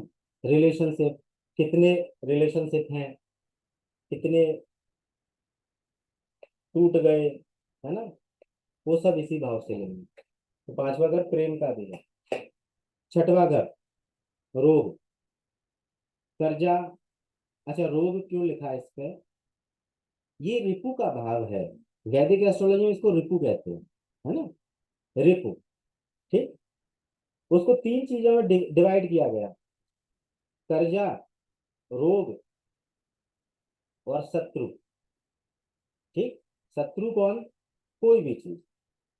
अच्छा, वैदिक एस्ट्रोलॉजी से जोड़ोगे तो काम, क्रोध, मोह, लोभ, राग, द्वेष, ये भी शत्रु है ना, ये हमारे आत्म शरीर के शत्रु हैं, तो ये भी छठवां घर है। ठीक, बाकी प्रत्यक्ष शत्रु, किसी से लड़ाई हो गई है, वो भी छठवां घर है। कर्जा बहुत है, रोग हो रखे हैं, बीमारियां। ठीक है, तो प्राथमिक घर सिक्स हाउस है। नौकरी, नौकर, सेवाएं, किसी की सेवाएं, कुछ भी सेवाएं दे सकते हो सकते हो, सरकारी नौकरी में हो, सरकार के लिए सेवा कर रहे हो, है ना। एक कलेक्टर भी सेवा देता है सरकार को। दुश्मन, कोर्ट केस, जो आजकल आधुनिक जो चीजें घट रही हैं, मतलब कर्जा सभी को होगा, रोग कुछ ना कुछ हो रखा होगा, नौकरी से दिक्कतें होंगी। ये नौकर नहीं है, नौकरी है, ध्यान रखिएगा। सेवाएं, सेवाएं जो आप देते हो, है ना। अच्छा, कई लोग ये बोले हैं कि जी मेरी औलाद मेरी सेवा नहीं करती, ख्याल रखती है, पैसा दे देती है लेकिन सेवा नहीं करती। तो उस उनकी औलाद का छठवां घर नहीं, उनका छठवां घर पीड़ित है। सेवा की कब जरूरत होती है, जब रोग लग जाता है ना। तो ये वो सेवाएं भी हैं, और ये वो सेवाएं भी हैं जो आप किसी के दफ्तर में जाके नौकरी कर रहे हो, उनको अपनी सेवा दे रहे हो। ये वो सेवाएं भी हैं। सेवा ही तो कर रहे हो, बस माँ बाप की सेवा करने में पैसे नहीं मिल रहे, बॉस की सेवा करने में पैसे मिलते हैं, तो बॉस की सेवा कर रहे हो ना। तो ये वो सेवाएं हैं। कोई तो बॉस होगा भाई, आप कलेक्टर भी हो तो आपके ऊपर भी तो एक अधिकारी है, आप उसकी सेवा कर रहे हो, एक मंत्री की सेवा कर रहे हो, है ना। उनको आपको सलूट ठोकना पड़ेगा, जी सर कहना पड़ेगा, भले आप जिलाधीश क्यों ना हो, है ना। क्यों, क्योंकि ये भाव सेवाओं को भी बताता है। तो नौकरियां, जितनी भी संसार की नौकरियां हैं, प्राइवेट, छोटी बड़ी, कितनी भी, कोई भी, इस भाव से देखेंगे। रोग क्या है, कर्ज कितना है, कर्ज कैसा है ना, दुश्मन कैसे बने, कौन बने, दुश्मनों से परेशान हो, यही घर इसका समाधान बताएगा। ठीक, यहां तक आपको समझ में आ रहा है। Yes sir. बोल दीजिए भैया।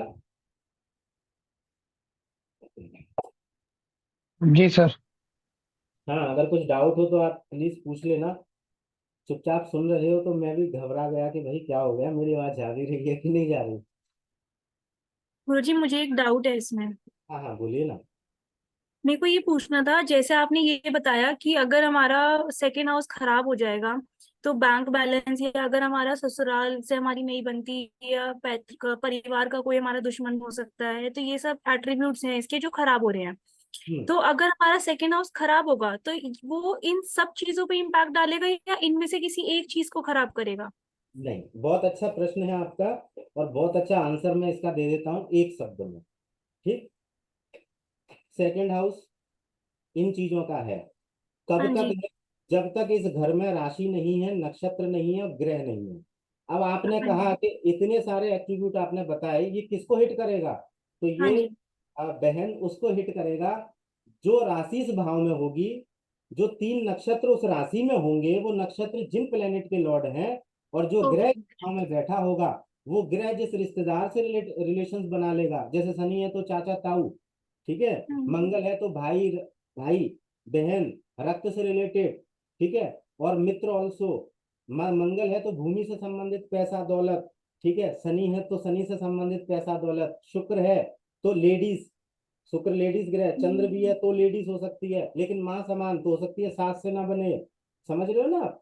तो हम्म। रिलेट हम कैसे करेंगे? इस भाव में सबसे पहले पढ़ेंगे राशि क्या।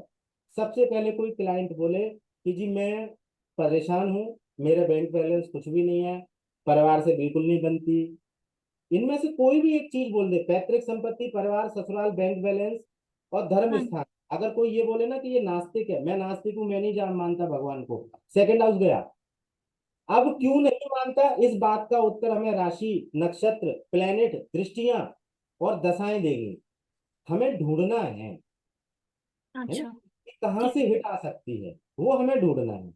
तो हम ऐसे रिलेट करेंगे कि सेकंड हाउस में भाई कौन सा ग्रह है, तो कौन से रिश्तेदार हो सकते हैं, कौन सा सेक्टर हो सकता है ना, कौन सा वो व्यक्ति हो सकता है, राशि कौन सी है, वो राशि किन किन चीजों को रिप्रेजेंट करेगी, उस राशि में कौन से 3 नक्षत्र हैं, वो 3 नक्षत्रों के कौन से स्वामी ग्रह हैं, सेकंड हाउस किस नक्षत्र में बैठा है, ये बहुत आगे की बातें हैं, है ना। हम्म। लेकिन आप समझ जाओगे, आप पहले से ही बहुत अच्छे आचार्य हैं। बाकी के अभी जो नए स्टूडेंट होंगे वो नहीं समझ पाएंगे, लेकिन ऐसे इसको हम रिलेट करेंगे सेकंड हाउस को, ठीक है। इसमें एक छोटी सी चीज और पूछनी थी, जैसे आपने 4th हाउस में बताया कि अगर किसी बच्चे का 4th हाउस खराब हो जाए तो वो लाइफ में चाहे कुछ भी अचीव कर ले बट उसको सुख नहीं मिल पाएगा। राइट। तो वही चीज है जो आपने अभी बताई, तो अभी जो नक्षत्र और बाकी राशियां वगैरह हम देखेंगे, इसके बाद ही हम ये पता लगा पाएंगे कि उस बच्चे को किस चीज की कमी हो पाएगी, कि या राइट। तो स्थान सुख में कमी होगी या प्रॉपर्टी में कमी होगी या किस बात का उसको सुख नहीं मिलेगा। ये हम बिल्कुल। नक्षत्र और ये राशि देखकर ही बता पाएंगे। बिल्कुल। ठीक है, ठीक है, ओके। और दृष्टियां भी, हाँ जी, हाँ जी। भाव पे कौन से प्लेनेट की दृष्टियां हैं। कभी ठीक है। कभी होता है कि राशि बहुत अच्छी है, प्लेनेट बहुत अच्छा है, चौथा घर खाली है, फोर्थ हाउस का लॉर्ड भी बहुत अच्छा बैठा है, बट उस पर किसी ऐसे प्लेनेट की बहुत बेकार हिट लग जाती है कि चौथे घर के सारे सुख वो प्लेनेट ही खराब कर जाता है ना। तो हम्म। ये भी हमें देखना है कि भाई दृष्टियां किसकी हैं इस भाव पे, ताकि हम उसको निकाल पाए कि भाई प्रॉब्लम क्या है ना। ठीक है। तो निकल के आ जाए, फिर उसी का सॉल्यूशन करना, और किसी भी ग्रह को नहीं छेड़ना, रिजल्ट आ जाते ओके। हैं। सेवेंथ हाउस, इसमें लिखा है स्त्री पुरुष। अब एक स्त्री के लिए ये पुरुष भाव है, एक पुरुष के लिए ये स्त्री भाव है। गर्लफ्रेंड बॉयफ्रेंड इसी भाव से देखे जाएंगे, रिलेशनशिप इसी भाव से देखे जाएंगे, लेकिन कौन से रिलेशनशिप, जो मियाँ बीवी के बीच के हैं, ठीक है, बाकी रिलेशनशिप इस भाव से नहीं देखेंगे। ठीक। ग्राहक, लेन देन, व्यापार, साझा कारोबार। साझा कारोबार का मतलब है 2 लोग, 3 लोग, 4 लोग पार्टनरशिप में अगर कोई बिजनेस स्टार्ट करते हैं, तो कई लोग बोलते हैं ना कि यार हमारे पार्टनर ने धोखा दे दिया, है ना, फरेब कर दिया, पैसा खा गया, ठीक है ना, वो उनका 7वां घर खराब है। कई लोग बोलते हैं जी माल तो बहुत है, ग्राहक नहीं आ रहे, 7th हाउस गया, क्लाइंट ही नहीं है आपके पास, है ना, 7वां घर पीड़ित है, कितनी भी मेहनत कर लो पैसा नहीं आता। और जो लोग ऐसा बिजनेस खोल के बैठे हैं जिसमें डेली कैश आता है, महीने पे नहीं आता, या वीकली नहीं आता, या साल में नहीं आता, डेली आता हो, डेली का जो भी कलेक्शन करने वाले बिजनेस हैं, वो सब 7th हाउस है। किसी की परचूने की दुकान है, किसी की साड़ी की दुकान है ना, शूज की दुकान है, तो ये तो डेली कमाते हैं ना, दुकान खोलेंगे, शटर खोला, ग्राहक आना चालू, तो daily source of income 7th house. Partnership में किए हुए इस ब्रह्मांड के संपूर्ण व्यापार, आप व्यापार शनि का कर लो, मंगल का कर लो, सूर्य से लेके राहु केतु तक किसी भी प्लेनेट से रिलेटेड व्यापार कर लो, लेकिन इसी भाव ही, अगर ये भाव बिगड़ गया और वो प्लेनेट अगर अच्छा है, तो आपका ये भाव एक ना एक दिन सब बंटा ढाल 100% करेगा। तो सातवां घर साझेदारी का भी है, सातवां घर पार्टनर का भी होता है। अब चाहे वो लाइफ पार्टनर हो, व्यापार पार्टनर हो, स्लीपिंग पार्टनर हो, कोई भी हो, है ना।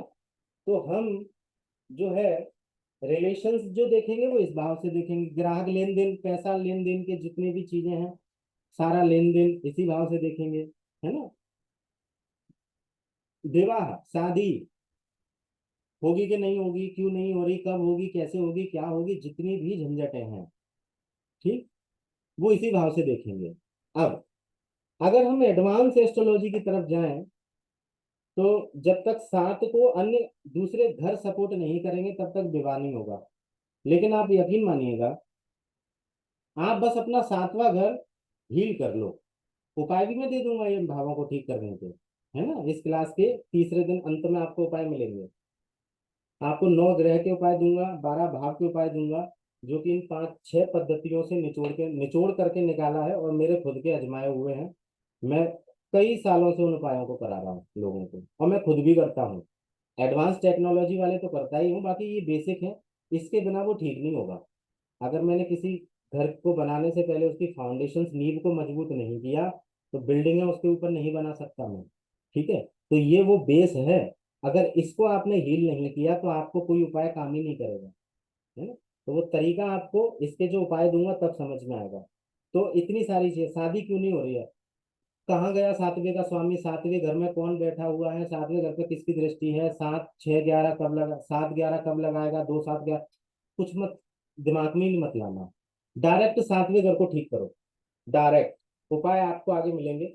डायरेक्ट सातवें घर को ठीक करना शुरू कर दो, रिजल्ट आ जाएगा, ये ध्यान रखना। एकदम नहीं आएगा, क्योंकि उस चीज को ऑरा बनाने के लिए टाइम लगता है। तो 7th हाउस अगर पीड़ित है, सातवें घर का उपाय दूंगा, छठवां पीड़ित है, छठवें का दूंगा, पांचवा पीड़ित है, पांचवें का दूंगा, जितने भी भाव पीड़ित हैं उन सभी भावों के उपाय, ठीक। और बहुत स्ट्रॉन्ग उपाय है, तो वो आपको अंतिम दिन जरूर मिलेंगे। तो इन चीजों से संबंधित, शादी में, अच्छा पति बेकार निकल गया, है ना, पत्नी बड़ी बेकार निकल गई, तो ये सब जो भी है ना, ये सब सातवां घर है, ठीक है, जितनी भी चीजें हैं। आठवां घर मृत्यु, मौत का घर भी कहते हैं इसको। लेकिन मौत के अलावा, मौत क्योंकि बेसिकली सबसे बड़ा इसका रूल है मौत देना, मृत्यु कारक भाव है ये। और मृत्यु कैसे होगी, क्यों होगी, कहाँ होगी, कब होगी, ये चारों पांचों प्रश्न का उत्तर 8th हाउस देगा। दूसरे घरों की और दूसरे ग्रहों से हमें थोड़ा कैलकुलेशंस बनानी पड़ती है, लेकिन बिना 8वें के मौत नहीं होती, ये बिल्कुल पक्की बात है ना। ये भाव बता देगा कि मृत्यु कैसे है, कहाँ है, कब है, क्यों है, ये तक बताएगा। इस भाव का अगर डीपली अध्ययन करेंगे तो। और क्या है, और बहुत अच्छी चीजें हैं इसमें। अचानक तकलीफ है ना, अचानक आपके साथ कुछ भी हुआ, है ना, इंस्टेंट हुआ, ये 8th हाउस है। अचानक आप सीढ़ी से फिसल भी गए, चोट आ गई, 8th हाउस। अचानक एक्सीडेंट हो गया, 8th हाउस। अचानक अच्छे भले खड़े थे, कोई दारू पिए निकल रहा था, वो टकराया और आपका बस पकड़ के आपको 2-4 मुक्के दे दिए, ये भी 8वां घर है। जो चीज प्लान नहीं की, जिस चीज के बारे में सोचा नहीं, जो चीज जानते भी नहीं हो और हो जाए, बस यही 8वां घर। जिस चीज के बारे में पता ना हो वो हो जाए, it is a 8th house. बस इतना सा दिमाग में बिठा लेना, छुपा हुआ हिडन है। कल क्या होगा पता है क्या, नहीं ना। किस घर से देखेंगे फिर कल को, 8वां घर। 2 साल बाद आपकी स्थिति क्या है, छुपा हुआ है ना, नहीं मालूम ना, तो क्या है, 8वां घर। 8वां घर वो ब्रह्मांड की चाबी है, जिसने अकेले इस पर दक्षता हासिल कर ली, तो वो एस्ट्रोलॉजर तो बहुत अच्छा बनेगा ही बनेगा, बाकी पता नहीं क्या क्या बहुत अच्छा कर लेगा। पूरी कुंडली में सबसे स्ट्रांग भाव अगर मैं किसी को मानता हूँ तो वो 8th हाउस है। क्योंकि आप में से आज यहाँ 20-22 लोग बैठे हुए होंगे, हाँ समथिंग इतने ही हैं। आप में से जितने भी लोग परेशान हो ना, किसी भी परेशानी से, तो ये तो कह ही नहीं सकते कि नहीं आज मैं परेशान नहीं हूँ, मैं बड़ा खुश हूँ, मुझे कोई कष्ट नहीं है जीवन में, ऐसा आप बोल ही नहीं सकते। इस संसार के ब्रह्मांड के जितने भी कष्ट हैं जो आपको मिले हैं, बिना 8th हाउस की परमिशन के नहीं मिल सकते। माँ का सुख नहीं मिला, आप फोर्थ हाउस को देख रहे हो ना। माँ का सुख नहीं मिला, लेकिन अगर माँ से कष्ट मिल गया तो वो आठवां घर है। माँ का सुख मिलना अलग है ना, बड़ी महीन बात है ये। किसी की माँ से भी कष्ट होता है ना किसी को। मेरे पास बहुत केस हैं ऐसे। सौतेली माँ आ गई, सौतेली माँ भी चौथी घर से देखना, ये ध्यान रखना, लेकिन वो आठवें का रूप लेके आती है। कई सौतेली माँ बहुत अच्छी होती हैं, लेकिन बच्चे कदर नहीं करते, तो उनका पांचवा घर पीड़ित है। क्यों पीड़ित है? क्योंकि सातवां पीड़ित था, तभी ना दूसरी शादी की, है ना, या जो भी है। तो आठवां घर आपके कष्टों का है, आपके दुखों का है। क्या है आपको दुख, क्या दर्द है आपके हृदय में, जो आप किसी से कह भी नहीं सकते और बिना कहे रह भी नहीं सकते? एट्थ हाउस बता देगा। आपकी जितनी भी लाइफ की सीक्रेट्स हैं, अच्छी बुरी, है ना, मिस हैपनिंग, कुछ भी आपके साथ हुई है ना, वो सब के सब एट्थ हाउस बता सकता है। बस डिकोड करना आ जाना चाहिए। क्योंकि इस भाव को 30 डिग्री तक पढ़ना, 30 डिग्री के बाद फिर 30 डिग्री की राशि को डिकोड करना, फिर नक्षत्रों को डिकोड करना, और एक नक्षत्र के 4 चरण, फिर उसके भी स्वामी अलग अलग, इनके कॉम्बिनेशंस बिठाना जिस दिन सीख जाओगे उस दिन संपूर्ण एस्ट्रोलॉजर बन जाओगे। और सीरियसली बताओ तो 3 दिन काफी है इसको सीखने के लिए, है ना। तो इसको समझ गए। और क्या है छुपा हुआ धोखा? ये कौन सा धोखा है जो आपको पता नहीं है? कुछ ऐसे धोखे होते हैं जो आपको पता होता है कि यार ये धोखा ना दे दे, धोखा ना दे दो, वो दे देता है, यानी आपके दिमाग में प्लानिंग आ गई। ये कौन से धोखे हैं जो अचानक होते हैं? जैसे कोई लेडीज आपके, आप बाजार से शॉपिंग कर रहे हो, कोई माता बहन आपके पास आई, उन्होंने कहा बहन जी जरा मेरा ये बैग पकड़ना, मैं वो जरा सामान ले लूँ। आपने पकड़ भी लिया, स्टेशन पे हो या कहीं पे भी कोई भी घटना घटी, और उसने आपके हाथ में जैसे ही कुछ दिया, सामान दिया, आपके हाथ कवर हो गए, आपके गले से चेन खींच के भाग गई, तो ये धोखा अचानक हुआ। ये एट्थ हाउस से देखेंगे, है ना, एट्थ हाउस इसका आंसर दे सकता है। तो अचानक धोखा, और धोखा पता है कि ये व्यक्ति है साथ में काम कर रहा है, उसने दिया है, तो सेवेंथ हाउस, ठीक है, तो वो सातवां घर का धोखा है। आठवां घर अचानक दिया हुआ धोखा, अचानक दुर्घटना, है ना, बदलाव, चेंजेस। कई लोग बोलते हैं कि क्या मेरे बिजनेस में चेंजेस आ रहे हैं, अच्छे या बुरे? इसमें अच्छे भी बदलाव होते हैं, है ना। हो सकता है कि आप एक फैक्ट्री के मालिक हों और आठवां अगर आपका जागृत हो, आपकी 5 फैक्ट्रियां खुल जाएं, तो चेंजेस तो हुआ लेकिन अच्छा हुआ। तो अच्छा बुरा दोनों ही, हैपनिंग और मिस हैपनिंग इसी से देखेंगे। कष्ट, है ना, कष्ट क्या जो आपको है, आपको जो पीड़ाएं हैं, जो पीड़ा आपको अच्छी नहीं लगती, कुछ भी हो सकता है। आप किसी चीज से डरते हो, किसी चीज आपको दुख देती है, आप शरीर से ही कष्ट हो, कष्ट भोग रहे हो, किसी व्यक्ति से कष्ट भोग रहे हो, किसी वस्तु से कष्ट भोग रहे हो, कोई आपको कष्ट दे रहा है, ये एट्थ हाउस है। अगर ये भाव ठीक हो जाए तो आपके उस कष्ट में आपको राहत मिलने लग जाती है, ठीक है। सारे चेंजेस, एक नौकरी कर रहे थे दूसरी करने के लिए विवश हो गए, नौकरी छूटी, चेंजेस की नौकरी में, एट्थ हाउस। जबकि नौकरी हम छठवें घर से देखते हैं, है ना, लेकिन अचानक नौकरी से निकाल दिया, आठवां घर, चेंजेस आना है ना, क्योंकि एट्थ हाउस है, मुसीबतों का भाव है। अच्छा भी घर है, हो सकता है उसके बाद बड़ी नौकरी लग जाए, तो अचानक दिया है एट्थ हाउस, वो भी आठवां घर है। तो अचानक जीवन में जो कुछ होता हो, अच्छा बुरा कैसा भी, बदलाव चेंजेस कुछ भी होते हो, ये सब आठवां घर है। मृत्यु ऑल्सो, नवा घर क्या है? भाग्य का, हाईलाइट में लिखा है भाग्य। धर्म, ये वो धर्म है जिस धर्म में आप पैदा हुए, जिस सत्य को आप स्वीकार करके जी रहे हो, और आगे उसी सत्य के बलबूते पर आप टिके हुए हो, और कहते हो कि सब ठीक हो जाएगा, कोई चिंता की बात नहीं है। ये स्ट्रेंथ जो आपके हृदय में, जो दिमाग में आती है, वो नाइन्थ हाउस देता है। ये वही भाव है जो आपको आपके भीतर स्थिर कर देता है। इस भाव को जागृत करने से कई ऋषि मुनियों ने बेहद सफलता प्राप्त की है, अपने प्रारब्ध को नष्ट करने में, अपने भाग्य को प्रज्वल करने में, और भविष्य में बेहद उन्नति, तरक्की और ख्याति तक पहुंचने के लिए सबसे ज्यादा रेस्पॉन्सिबल अगर कोई भाव है तो वो है भाग्य। ठीक। तो धर्म का भाव, ये धर्म है। तो ये धर्म कौन सा? जो आप मानते हो, जो आप जानते हो, जो आपको लगता है ये सही है, और बस यही है, इसके अलावा कुछ भी नहीं है, बस वही आपका 9th हाउस है। और क्या देखेंगे मुख्यतः इससे?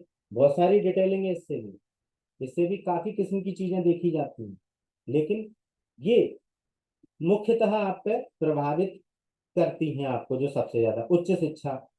आफ्टर 12th आप जो भी पढ़ाई करोगे, मास्टर्स करोगे, पीएचडी करोगे, है ना, डिग्री करोगे, कुछ भी, वो सब 9th हाउस है।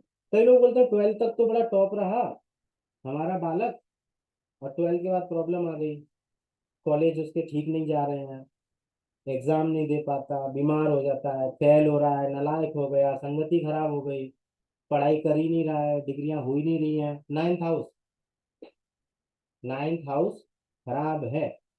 ठीक है। तो 9th हाउस को ठीक करना है उच्च शिक्षा के लिए। कई लोग चाहते हैं लेकिन उच्च शिक्षा मिल नहीं पाती, फाइनेंस का भी प्रॉब्लम बन जाता है, कभी कोई दूसरी अड़चनें आ जाती हैं। तो कौन सा भाव है? 9th house. तो हील कहाँ करना है? पैसे को हील नहीं करना, पढ़ाई को हील करना है।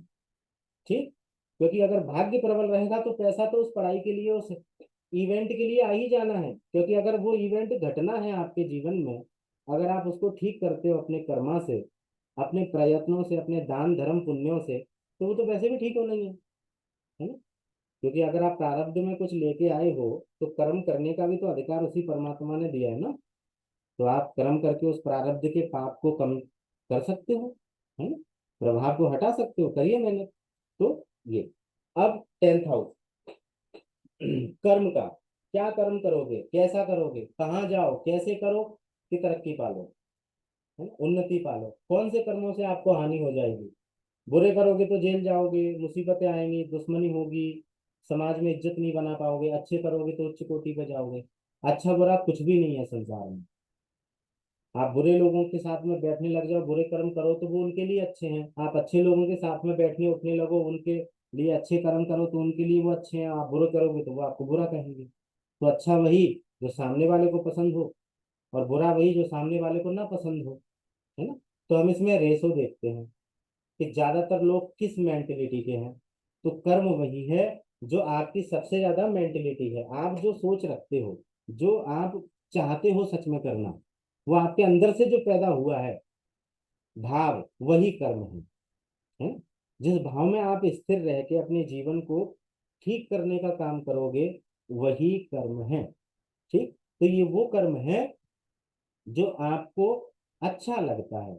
जैसे मुझे ज्योतिष, वास्तु, ऑकल्ट, इन साइंसों पे रिसर्च करना बहुत पसंद है, तो मेरा 10th हाउस कहीं ना कहीं मुझे सपोर्ट कर रहा होगा, है ना। तो 10th हाउस के बिना सपोर्ट के कर्मा नहीं किए जा सकते।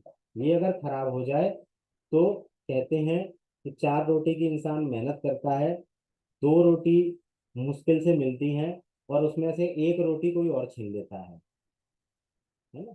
ऐसी स्थिति होती है कर्मा भाव खराब होने पर। तो ये वो कर्म है जिस पे आपको अधिकार दिया है परमात्मा ने। अन्य किसी भाव पर आपका अधिकार नहीं है। आप किसी भाव को निश्चित नहीं कर सकते स्वयं को। आपने सोचा था कि आप गोरे होंगे, काले होंगे, मोटे होंगे, पतले होंगे, लंबे होंगे, नाटे होंगे? कभी सोचा था? नहीं। आपके हाथ में था क्या? नहीं ना। आपका परिवार कौन होगा, माता पिता कौन होंगे, 2nd हाउस, किस धर्म को आप मानोगे, माता पिता को जिस धर्म में देखा उसी धर्म को मानने लगे, माता पिता जिस घर मंदिर में जाने लगे आप भी उस घर मंदिर में जाने लगे। डिसाइड किया आपने? नहीं। 3rd हाउस कौन, भाई बहन होंगे, छोटे भाई बहन, बड़े भाई बहन, आपने डिसाइड किया? नहीं। कितनी इज्जत प्रतिष्ठा, ये आप डिसाइड नहीं कर सकते। अच्छा करने के बाद भी कई लोगों को बदनामी मिलती है। चौथा घर, कितनी जायदाद, क्या होगा, कर्म कल, नहीं मिला, आप डिसाइड नहीं कर सकते। माँ यही होगी, मौसी यही होगी, नानी यही होगी, आप डिसाइड नहीं कर सकते। संतान ऐसी होगी, यही होगी, आप डिसाइड किए थे? नहीं। तो 5वां घर भी आपने डिसाइड नहीं किया। 6वां घर, है? इच्छा तो आप रखते हो कि नौकरी भाई रिलायंस में लग जाए, लेकिन लगी क्या? इस पद पे लग जाए, मिला क्या? नहीं। तो कौन सा हाउस? है ही नहीं है। 1 से लेके 6 तक वो भाव हैं जिनका आपका कोई अधिकार नहीं, वो आप निर्धारित नहीं करते हो। वो कौन निर्धारित करता है? वो परमात्मा है। वो पहले से ही डिसाइड करके भेजता है कि आपको ये भाव आप क्रिएट नहीं कर सकते। हाँ, 7 से लेके 12 तक जो भाव है वो है वो दूसरे के, जो दूसरे के थ्रू आपको मिला है ना? किसी और के कारण, मृत्यु भी किसी कारण से होती है। किसी को बीमारी हो गई तो हुआ प्रभाव, भाई बीमारी हुई, मौत हुई, मौत होगी उससे। रोग हुआ, कोई जघन्य गंभीर रोग हुआ तो उसको प्रॉब्लम आई, है ना? तो क्या है ये, आप डिसाइड नहीं कर सकते हैं। तो ये दूसरी चीजें हैं। तो 7 से 12 वो भाव हैं जो दूसरे हैं, और 1 से 6 तक वो भाव होते हैं जो आपके सबसे पहले निर्धारित हो चुके होते हैं। आप डिसाइड नहीं कर, आप चुन नहीं सकते, वो आपके स्वयं के हैं। आपकी माँ है, आपके भाई हैं, आपका परिवार, आपके छोटे भाई बहन, आप स्वयं, आपका रंग रूप दौलत शोहरत धन दौलत, आपकी संतान, आपके कर्जा, आपका दुश्मन, आपका रोग। 7वां आपका पार्टनर दूसरा, आपकी पत्नी दूसरी, है ना? आपका व्यापार आपका, लेकिन है तो दूसरा, आपसे अलग है ना वो। कहीं शॉप खोली आपने, कोई व्यापार स्टार्ट किया, तो वो दूसरी जगह है ना? मृत्यु वो भी, है ना? भाग्य उसका भी आपको नहीं पता। तो कर्म, यही मात्र एक ऐसा घर है जिस पे भगवान ने अपनी कमांड को हटा दिया है। अगर आपने इसको बैलेंसिंग करना सीख गए तो ये कुंडली के बाकी के जितने भी 11 घर है ना, वो किसी काम के नहीं रहते। एक योगी इसी भाव को 9th हाउस से इस हद तक प्रभावित कर देता है धर्म की ताकत से, कि उन योगियों की कुंडली ही काम नहीं करती। लो, रिजल्ट दे के दिखाओ, कोई राहु केतु शनि उनके लिए काम नहीं। और शास्त्रों में लिखा है कि योगी की कुंडली काम नहीं करेगी तो एक योगी की कभी भी जन्म कुंडली नहीं देती। जो सच में योगी हो, ढोंगी हो तो नहीं कह सकते कि भाई भगवा धारण करके बैठा है और कर्म बड़े ही विचित्र किए जा रहा है, तो हम नहीं कह सकते ना। तो प्रॉपर अगर योगी है, उसने सच में धर्म पे चलते हुए, और जो धर्म की पालना है अगर उसने वो की है, तो आप देखेंगे कि उसकी कुंडली में वो घटा ही नहीं जो लिखा था। It is called Karma alignment. Event को डिजाइन करना कहते हैं इसको। ये एडवांस लेवल की बातें हैं। मुझे चिंगारी लगानी है आप लोगों के अंदर, आग आप खुद पकड़ लोगे तो इतनी सी चिंगारी से आगे पहुंच जाओगे, है ना? तो ये वो भाव है। तो कर्म आपका कर्म है ये, है ना? और इससे क्या देखेंगे, सरकार, उच्च पद। उच्च पद मतलब अच्छी पोस्टिंग, किसी भी जगह पे आप काम करते हो, जॉब करते हो, आपका प्रमोशन हो गया, है ना? आपको कहीं फॉरेन ट्रिप मिल गई तो आप चले गए घूमने, तो ये भी यही है ना? यात्राएं हालांकि 3 में 12 से देखेंगे, लेकिन नहीं, कर्म, कर्म के कारण आपको जो भी सुख मिला है वो 10th हाउस। घर नहीं था, 10th हाउस के कारण बना लिया। माता पिता बचपन में चले गए थे, कर्म ऐसा किया कि दूसरे लोगों की माता पिता आपको अपने बच्चे से भी ज्यादा प्यार करते हैं, ऐसे कर्म है आपके। तो माता पिता का अभाव नहीं रहा ना, छोटे भाई बहन नहीं है, कर्म ऐसा किया कि कई छोटे भाई बहन आपको भैया बोलते हैं। बैंक बैलेंस बहुत है, शादी हो गई, ससुराल भी हो गया, संपत्ति इकट्ठी कर ली, ज्ञान विद्या बुद्धि बहुत है ना? क्या है? कर्म। ये भाव सभी भावों को दे सकता है, और ये भाव सभी भावों को बिगाड़ सकता है। कर्म, अगर माँ से रिलेटेड कुछ गलत कर दिया तो चंद्रमा खराब और 4th हाउस गया। ठीक है? पिता से रिलेटेड कुछ गरम, दादा दादी या पूर्वजों से रिलेटेड कुछ गलत किया, 9th हाउस गया, 2nd हाउस गया, खराब कर दिया खुद ने ही। और फिर एस्ट्रोलॉजर से हम पूछते हैं कि किस गुनाह का दंड दे रहा है भगवान हमें। तुम्हारे कर्म है, तुमने ही पैदा किया है, भोगो। तो ये वो कर्म है। ठीक है? तो कर्म, उच्च पद, काम काज, उन्नति, राज्य, राज्य शासन प्रशासन, राज्य की ये दंड, अगर किसी को जेल भी हुई है बिना इसके खराब हुए नहीं हो सकता। किसी की मृत्यु भी हुई है बिना इसके खराब हुए नहीं हो सकती। कहने का अर्थ क्या है? ये वो भाव है जिसके बिगड़ जाने पे सब कुछ बिगड़ जाता है, और जिसके अच्छे हो जाने पे सब कुछ अच्छा हो जाता है। ठीक, तो ये कर्म का भाव है। ये जितनी चीजें लिखी हैं बस इसी पर फोकस करना, बाकी तो आप आगे ढूंढ लेंगे अगर सीखने के इच्छुक हैं तो। 11th हाउस लाभ का घर है। लाभ, प्रॉफिट, आय। जो भी आप मेहनत करते हो, नौकरी कर रहे हो, कामकाज कर रहे हो, उसको करने के बाद जो भी आप प्राप्त करते हो, एक महीने के बाद बॉस तनख्वाह देते हैं, सैलरी देते हैं, कहीं साझेदारी में कोई व्यापार कर रहे हो तो वहां से आपका हिस्सा मिलता है ना। तो ये कुंडली के 12 घर जीने के बाद, क्षमा चाहता हूँ 10 घर जीने के बाद जो अंतिम बा घर का जो फल है, जिसको 11वां घर लाभ, क्या हुआ? पूरे महीने जो मेहनत किया, पूरे हफ्ते जो मेहनत किया, उसके बाद आपको क्या प्राप्त हुआ? वो 11th हाउस है ना। मतलब गाय लाए, चारा लाए, गाय को खिलाया, दूध निकाला, चूल्हा बनाया, दूध को गर्म किया, दही डाला, दही जमाया, फिर अगले दिन दही जमा, फिर दही से मक्खन निकाला, मथनी फेरी, है ना, घुमाई, ऐसे ही दही निकलता है। फिर क्या मिला? मक्खन। और उसको कोई कुत्ता लेके भाग जाए, निकाल के रखा ही था, वही कुत्ता आया खा गया, कौन सा भाव खराब बोलेंगे? 11वां। आपकी मेहनत का आपको परिणाम न मिले, आपके कर्म का आपको फल न मिले, तो वो कौन से भाव को रिप्रेजेंट करेगा? 11th हाउस को। ठीक है। कितना कमाते हो? 10,000, 11वां घर बता सकता है। 1 लाख महीना, 11वां घर बता सकता है। 1 करोड़ महीना किस दिन कमा पाओगे, ये भी 11वां घर बताता है। ये जिसका जितना अच्छा, उतनी बड़ी उसकी तनख्वाह, उतनी बड़ी उसकी कमाई, उतने बड़े उसके आनंद। ये वो सुख है जो संपूर्ण कर्म करने के बाद मिलता है। गोल्ड मेडलिस्ट बन गए, तो जो गोल्ड मेडलिस्ट की जो अचीवमेंट थी, जो आपने अपने कर्म से, मेहनत से प्राप्त किया, तो कर्म बेसिकली इसको पैदा करता है। 10th हाउस फादर है 11th हाउस का, यहीं से फल होके जाएगा, तो ये इसको पैदा करेगा। तो 11वां घर लाभ का है, किसी भी चीज का लाभ, है ना। गाड़ी खरीद ली, गाड़ी का लाभ हुआ। शादी हो गई, शादी का लाभ हुआ। घर खरीदा, घर का लाभ हुआ। जमीन खरीदी, जमीन का लाभ हुआ। सैलरी बढ़ गई, प्रमोशन हो गया, लॉटरी लग गई, पैसे का लाभ हुआ। हर चीज का लाभ, है ना। और प्राप्तियां, इनकम, सोर्स ऑफ इनकम भी इसी भाव से, प्राप्तियां भी इसी भाव से।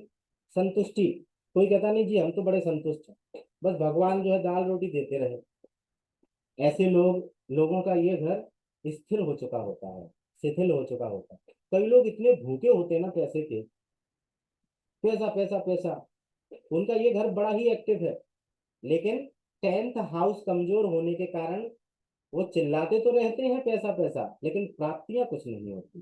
तो कहने का अर्थ क्या है कि ये भाव कमजोर होता है, इसीलिए उसको प्राप्ति नहीं होती। तो राय मशवरा का भी है ये भाव। आपने मुझसे पूछा कि क्या ये करना चाहिए, मैंने कहा हाँ। तो हम किस भाव के अधीन होकर काम कर रहे हैं? 11th house. आपको अगर लोग गलत सपोर्ट करते हैं, गलत राय देते हैं, गलत चीजें बता देते हैं जिसमें आप जाके फंसते हो, 11th हाउस आपका खराब है, आपको लाभ नहीं होता। मेहनत बराबर कर रहे हो, काम किया, महीने का तो बस तनख्वाह मिलने वाली थी, सैलरी आने वाली थी, बॉस ने धक्के मार के निकाल दिया, कौन सा कर गया? 11th house. ठीक है, तो 11वां घर खराब होने पे ये सिम्टम्स होंगे। अंतिम और महत्वपूर्ण भाव, हालांकि कायदे से बताऊं तो सारे के सारे भाव महत्वपूर्ण है, एक एक भाव की कितनी भी तारीफ कर लो, सब ऐसा ही लगता है कि यार ये तो इतनी इंपॉर्टेंस रखता है। इसीलिए पूरे ज्योतिष में 12 भावों को बनाया। व्यय, हाईलाइट लिखा है व्यय, और खर्चा, मोक्ष, कमजोरी, हॉस्पिटल, विदेश, निवेश, विस्तर के सुख। खर्चा, आप पे पैसा था, आपने कुछ खरीद लिया। अब देखो मजे की बात देखो, 10वां घर कर रहे थे, यानी कर्म कर रहे थे, 10वां घर करने के बाद 11th हाउस प्राप्त हुआ, यानी 11वां घर, यानी पैसा मिला। 11वें घर प्राप्त होने के बाद सेकंड हाउस में गया, यानी बैंक में डाल दिया, बैंक में आ गया, इकट्ठा कर लिया, जमा पूंजी हो गई। और एक दिन महंगी कार उठा लाए, यानी 12वें घर में चली गई। तो 10 11 2 12, ठीक है, कॉम्बिनेशन बन गया 10 11 2 12। अगर ये कॉम्बिनेशन बनते हैं ऐसे, इन्हीं भावों में जीना है आपको। सारी एस्ट्रोलॉजी नाड़ी से लेके केपी, कुछ भी, संपूर्ण ज्योतिष जितनी भी है, जितनी भी पद्धतियां हैं, बिना इसके नहीं है। मूल पद्धतियां यही हैं जो पराशरी सिद्धांत है ना? फलित में है, गणित में है, और समाधान। ज्योतिष के तीन ही आधार हैं, कैलकुलेशंस, प्रिडिक्शंस, सॉल्यूशंस। ठीक है, कैलकुलेशंस पराशर ने दिए हैं, उनके बाद फिर कई लोगों ने दिए। प्रिडिक्शंस ऋषि भृगु ने दिए हैं, और सॉल्यूशंस केवल लाल किताब में। ये सच है, सॉल्यूशंस लाल किताब के अलावा किसी भी ज्योतिष में नहीं है। मन को समझा लो, इवेंट वेरिफिकेशन हो गया, इवेंट क्रिएटिव हो गया, कर्मा अलाइनमेंट हो गया, कुछ भी कर लो, नाड़ी नक्षत्र नाड़ी या कोई भी कुछ भी समझा दे, लेकिन सत्य यही है कि वो सब दिल को समझाने वाली बातें हैं, ऐसा नहीं होता है ना? तो खर्चा व्यय, खर्चा मोक्ष कमजोरी। कई लोग बोलते हैं आपकी कमजोरी क्या है, 12वां घर। अच्छा, कोई बोलता है कि आपकी कमजोरी क्या है, तो जैसे कि भाई मुझे चॉकलेट खाना बड़ा पसंद है, या कोई चॉकलेट का लालच दे दे तो फिर तो पूछो ही मत, है ना? ऐसा कई आपको मिल जाएगा। कई बोलते हैं नहीं जी मुझे तो ये खाना बड़ा पसंद है। सी फूड खाने वाले बोलेंगे नहीं हमें तो भैया हमारी कमजोरी है, हम तो सारे काम छोड़ देते हैं खाने के लिए। तो क्या है ये कम वीकनेस है। आपकी वीकनेस क्या है, आपकी कमजोरी क्या है? कई लोग बोलते हैं नहीं बचता ही नहीं है, कमाते तो बहुत है, तो बचेगा जुड़ेगा कैसे? तो आपका 12वां घर ज्यादा एक्टिव है, 12th हाउस ज्यादा एक्टिव है, इसीलिए तो आपका खर्चा हो जाता है। 1 लाख रुपए कमाया, खर्चा पूरा का पूरा। यानी 12वां घर जितना एक्टिव 11वां घर है, उतना एक्टिव 12वां घर। 1 लाख कमाया, खर्चा हो गया 1,10,000। तो 11वां घर कम एक्टिवेट है, 12वां घर उससे थोड़ा ज्यादा। 1 लाख कमाया, खर्चा हुआ 30,000 रुपए। 12वां घर बहुत अच्छा है आपका। सेकंड हाउस स्टेबल तभी होता है जब 12th हाउस स्टेबल होगा। परिवार जुड़ेगा नहीं, ससुराल से दुख नहीं मिलेंगे अगर 12वां घर खराब ना हो। पैसा बैंक बैलेंस जुड़ जाएगा अगर 12वां घर खराब ना हो। तो दूसरे घर को तो दुनिया ठीक कर लेती है, लेकिन इसका राज छुपा तो 12वें घर में है। तो दूसरा जब रिजल्ट देगा, जब 12वां अच्छा होगा। Second house depend on 12th house. दूसरा घर निर्भर है 12वें घर पे। तो 12वां घर अच्छा कर लो, सेकंड हाउस के सारे फल अच्छे। सेकंड हाउस अच्छा कर लो, चौथे भाव के सारे फल अच्छे। चौथा घर अच्छा करो, छठवें घर के फल अच्छे। बहुत सारे जुड़े हुए हैं, कॉम्बिनेशन है ना? कब समझ में आएंगे? फिर मैं ले जाता हूँ, जब ये चार चीजों को बिल्कुल घोट के पी जाओगे, है ना? ये चार चीजें जिस दिन समझ में आ गई, उस दिन संपूर्ण ज्योतिष बन जाओगे। खर्चा मोक्ष कमजोरी, हॉस्पिटल, किसी का एक्सीडेंट हो गया, बीमार हो गया, हॉस्पिटल में एडमिट करना पड़ा, एडमिट है 12वां घर। हॉस्पिटल 12वां घर। विदेश यात्रा, विदेश, घर से 500 600 किलोमीटर जब हम अप्रोक्स क्रॉस कर देते हैं, अपने रेसिडेंस को बदल देते हैं, तो वो 12th हाउस की कैटेगरी में आ जाए। कई लोग ये बोलते हैं कि जी 12वां घर हम कैसे जाने, हम तो अब इंडिया रहते हैं, हम कभी विदेश गए नहीं, और आप कह रहे हो कि गुरु जी आप विदेश जाओ तभी आप कामयाब हो पाओगे। तो वो लोग 500 किलोमीटर की डिस्टेंस दूर कर लें तो 12th हाउस एक्टिवेट हो जाएगा। अगर किसी को 12th हाउस से ही दौलत मिलनी है, तो केवल 500 किलोमीटर आपको कवर करना है। 500 किलोमीटर अपनी जन्मभूमि से दूर चले जाओ, आप कामयाब हो जाओगे। ठीक है, संस्कृत में एक शब्द आता है, सौ नहीं, एक लाइन लिखी थी कहीं पे, मैंने उस पर डिकोटेशन किया था, मैं शब्द भूल रहा हूँ। 180 गज था या पता नहीं, वो था क्या बोलते हैं, सहस्त्र गज ऐसा कुछ बोला जाता है कि भूमि, संस्कृत में एक श्लोक था, मैं भूल रहा हूँ बाय डिफॉल्ट, कि जो व्यक्ति इतने दूरी पे अगर स्थित हो जावे तो वो विदेश अ, गमनीय माना जाएगा, है ना। ये वैदिक एस्ट्रोलॉजी में मैंने कुछ प्राचीन ग्रंथों में पढ़ा था। तो उसको जब मैंने डिकोड किया, है ना, तो ये चीजें मैं करते रहता हूँ। मैंने एक दिन पता किया हनुमान जी की स्पीड क्या थी उड़ने की, तो एक रफली आइडिया बताऊं तो 2800 किलोमीटर प्रति घंटा की रफ्तार से वो उड़ते थे। ठीक है। अब ये प्रमाणित है रामायण में। किसी दिन आपको समझाऊंगा जब चर्चा का विषय होगा, टाइम लग जाएगा तो बताऊंगा। ये स्पीड अप्रोक्स मैंने उनकी निकाली कि 2700 से 28 किलोमीटर प्रति घंटे की रफ्तार से वो उड़ते थे। ये सब मेंशन है। तो ऐसे ही मैंने इसका निकाला था कि भाई विदेश हर आदमी जा सकता है, कोई गरीब आदमी है, अब कोई नौकरी कर रहा है 15,000 की, अब उसको बोलूं भाई जन्मभूमि पर कामयाब नहीं हो पाओगे, तुम दूर चले जाओ, तो क्या निकालें उसको। तो पहला लक्ष्य इसका वही आया था कि 500 किलोमीटर अप्रोक्स आप दूर हो जाओ जन्मभूमि से, और एटलीस्ट 500 ना हो पाओ तो 50 किलोमीटर। ठीक है। ये उन लोगों के लिए जो सक्षम नहीं है 500 किलोमीटर से दूर जाने में। तो 50 किलोमीटर की डिस्टेंस आप कर लो, आपको रिजल्ट्स आने लग जाएंगे 12th हाउस के। ठीक है। तो 12वां घर हॉस्पिटल, विदेश। तो विदेश आपका वो भी विदेश है कि इंडिया से आप दूसरी जगह रहने चले गए, घूमने चले गए, नौकरी करने चले गए। निवेश, निवेश का अर्थ है आपने इन्वेस्टमेंट कहाँ कहाँ किया है। कई लोग बोलते हैं जी 1 करोड़ रुपए लगाया था प्रॉपर्टी में, सब उलझ गया। कई लोग बोलते हैं उस फैक्ट्री में लगाया था पार्टनर के साथ मिलके कि हमने भाई काम तुम करोगे पैसा हम लगाएंगे, सब डूब गया। तो ये वह निवेश है जो आपने केवल धन के रूप में दिया है, आप करते कुछ नहीं हो। और 7वां घर वह व्यापार है जिसमें आपने धन भी दिया है और आप काम भी कर रहे हो। ठीक है। तो 7वें और 12वें में कंफ्यूज मत होना। 12वां घर केवल निवेश का है कि आपने इन्वेस्टमेंट कर करके कहाँ रखा था, तो ये इन्वेस्टमेंट का है ना। और क्या है, बिस्तर के सुख। जितने भी शादीशुदा लोग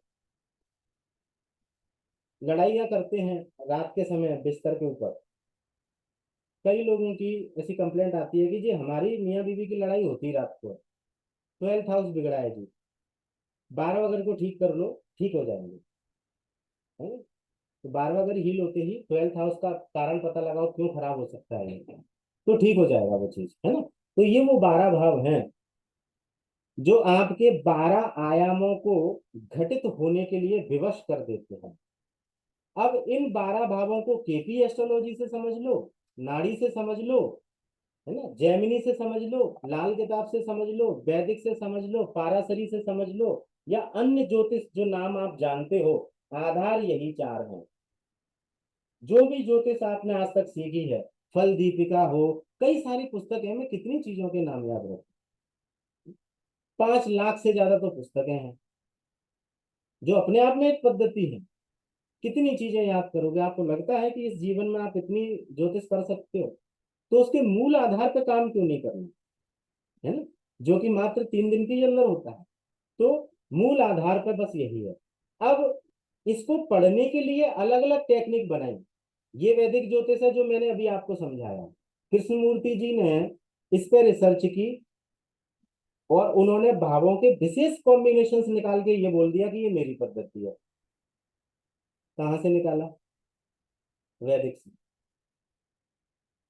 है ना। जेमिनी ऑल्सो, सभी ने, नाड़ी, नक्षत्र नाड़ी, बहुत सारी ऐसी विधाएं हैं। लाल किताब, लाल किताब डायरेक्ट इस पे काम करती है, वो राशियां उसको छोड़ देती है, 12 भाव ग्रह पकड़ती है। लाल किताब डायरेक्ट काम करती है काल पुरुष पर, इसीलिए ऑथेंटिक है रिजल्ट वाइज, प्रोडक्शन वाइज। आप हो सकता है लाल किताब आपको संतुष्ट ना कर पाए क्योंकि इसमें वो महीन कैलकुलेशंस नहीं है जी, लेकिन वो सॉल्यूशन सॉलिड देती है अगर सही समझने वाला है तो। ये है। अब इस पे मैंने भी रिसर्च की और एक बी के पद्धति बना दी, पेटेंट होने के लिए डली हुई है ना।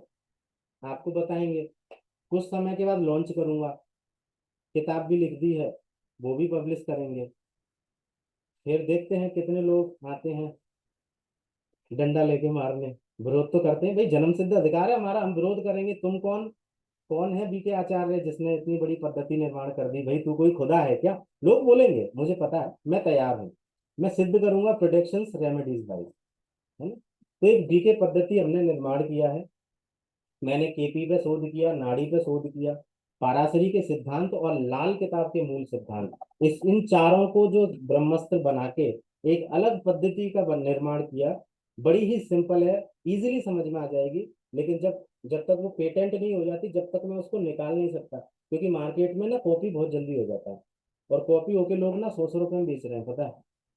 तो वो बहुत खतरनाक वाली बात है, भरी पड़ी है पूरी मार्केट इस चीज से, तो वो मैं नहीं करवा सकता। हाँ बेचो, आप लोग आनंद उठाओ, मेरा काम ही है इस चीज को पैदा करना। तो बस मैं तो मेरा नाम चाहता हूँ, पैसा हो या ना हो, वैसे खुदा की दया से बहुत है। लेकिन ना भी हो तो चलेगा, लेकिन नाम होना चाहिए। पैसे का क्या, पैसा तो आते जाते रहेगा। तो पद्धति इसीलिए रिसर्च चली, बहुत समय चली, बहुत सालों से लगा हुआ हूँ। मुझे 22 साल हो गए इस चीज को समझते समझते। मैंने 6 पद्धतियों को, मैं, अच्छा ये मेरे पुराने स्टूडेंट आए थे। आपको अनम्यूट किया है मैंने आपको, मजेठिया जी। मैंने आज से 2-3 साल पहले बोला था कि जी गुरु जी। लाल किताब के 5 ग्रंथ हैं, 39, हम्म, 40, 42 और, 52। ठीक है।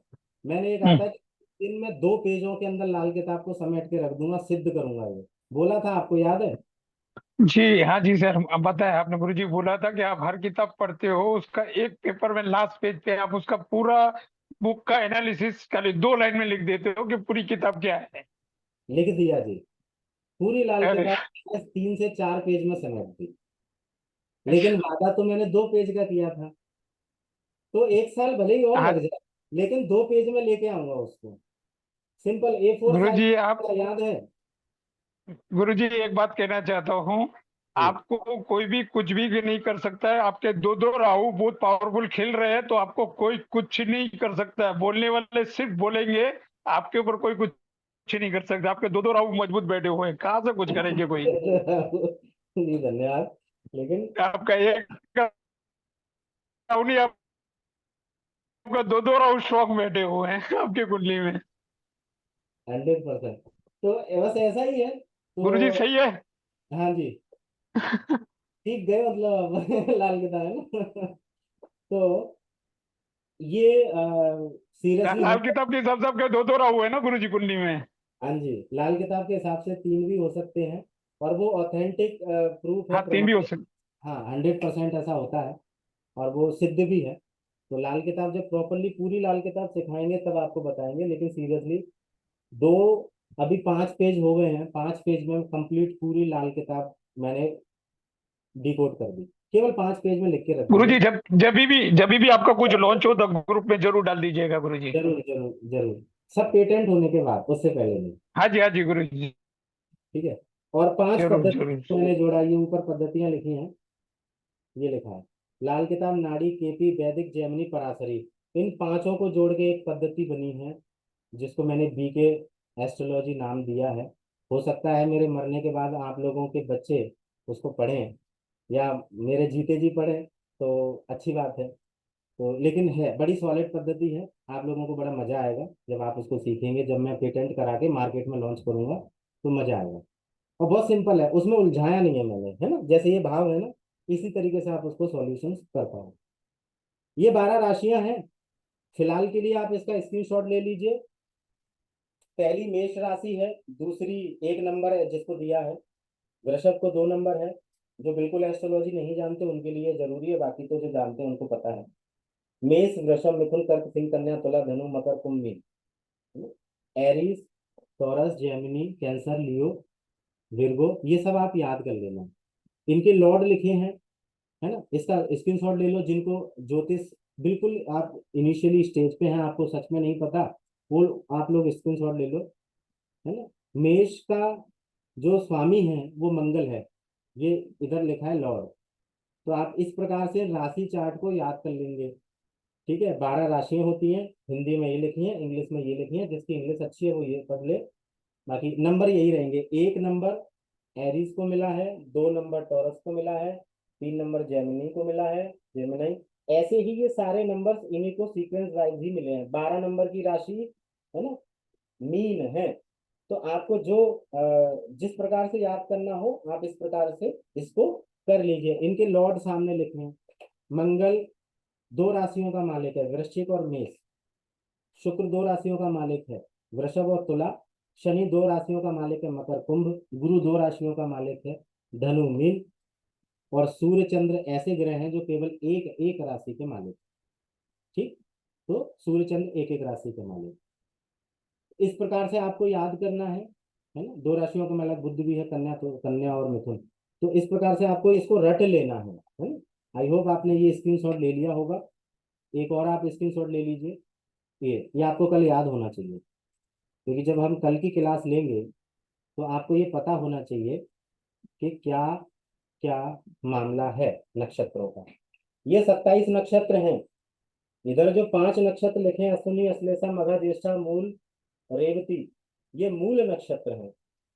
बोलते ना कि पंडित जी बच्चा मूल में पैदा हुआ है, ये वो मूल नक्षत्र है। 6 27 नक्षत्र होते हैं।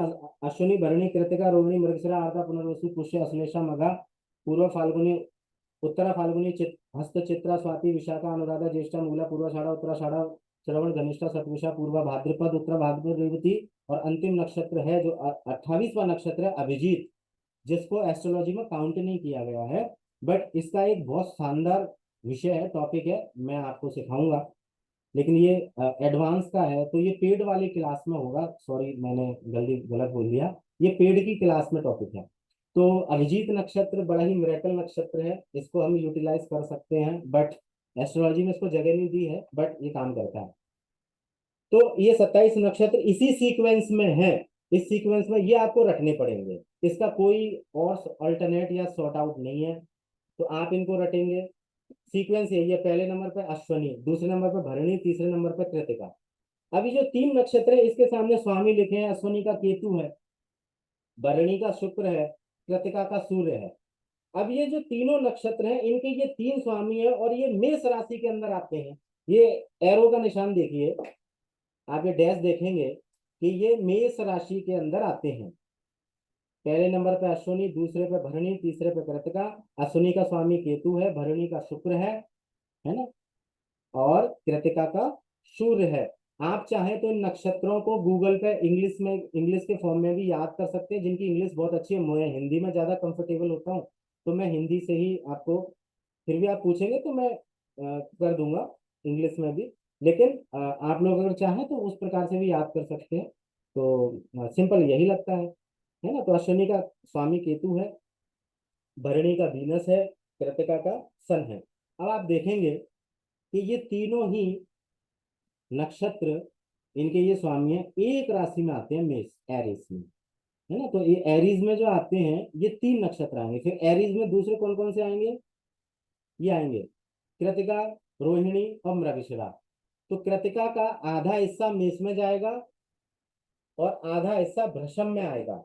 अब आधा नहीं है, मैं टेक्निकली बात नहीं कर रहा हूं, तो कई लोग जो गुणी लोग हैं कृपया गलत मत समझना कि इसको ज्योतिष आती भी है कि नहीं आती, है ना।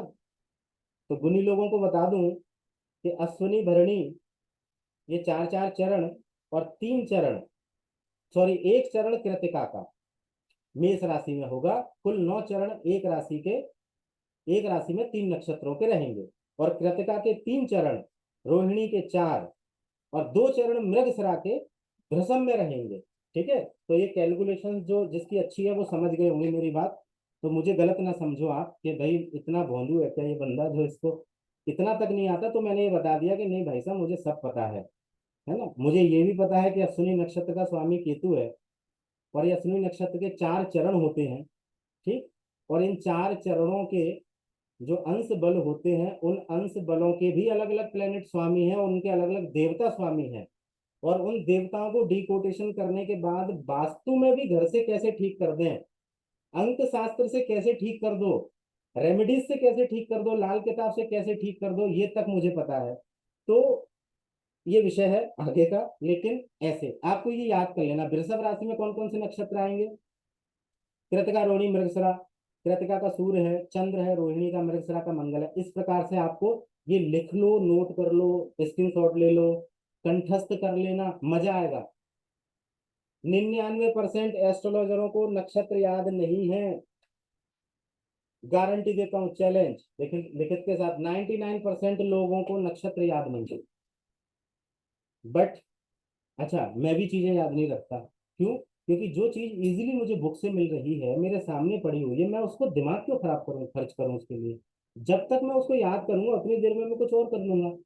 मेरी ये थिंक है और मैं इसी पे चलता हूँ। तो इसलिए मुझे बुक्स का सहारा बहुत लेना पड़ता है ना। लेकिन चीजें मेरी सब दिमाग में है। लेकिन आपको एक चीज बताऊं, आपको 12 राशि, 27 नक्षत्र, 12 भाव, ये तो याद करना पड़ेगा। इसका कोई शॉर्टकट मैं नहीं बता सकता, है मेरे पास लेकिन नहीं बताऊंगा। ये आपको कंठस्थ करना पड़ेगा। तो सीक्वेंस आपको पता होना चाहिए। कल आप इसको रट लो, किसको? नक्षत्र को, है ना। अश्विनी भरणी कृतिका रोहिणी मृगशिरा, इसको रट लो आप, ये याद हो आपको। बस इतनी सी बात मान रहा हूं, ये होमवर्क है आपका। कल आप इसको याद कर लो, सिंपल सा है ना। तो आप इसको याद कर लेंगे तो चीजें समझ में आ जाएंगी। जो कल मैं पाठ्यक्रम में आपको पढ़ाऊंगा, बहुत मजा आएगा, फिर आपको अच्छा लगेगा, है ना। तो कल आप इसको याद कर लेंगे। ये आपकी 12 राशियां मैं अगेन आपके सामने खोल देता हूँ, आप इसका स्क्रीनशॉट लेना चाहें स्क्रीन कर लेंगे। 12 राशि, है ना, इनके लॉर्ड लिखे हुए हैं, ये 12 राशियां हैं, ये 12 भाव हैं, इसका आपने आई होप ले ही लिया होगा।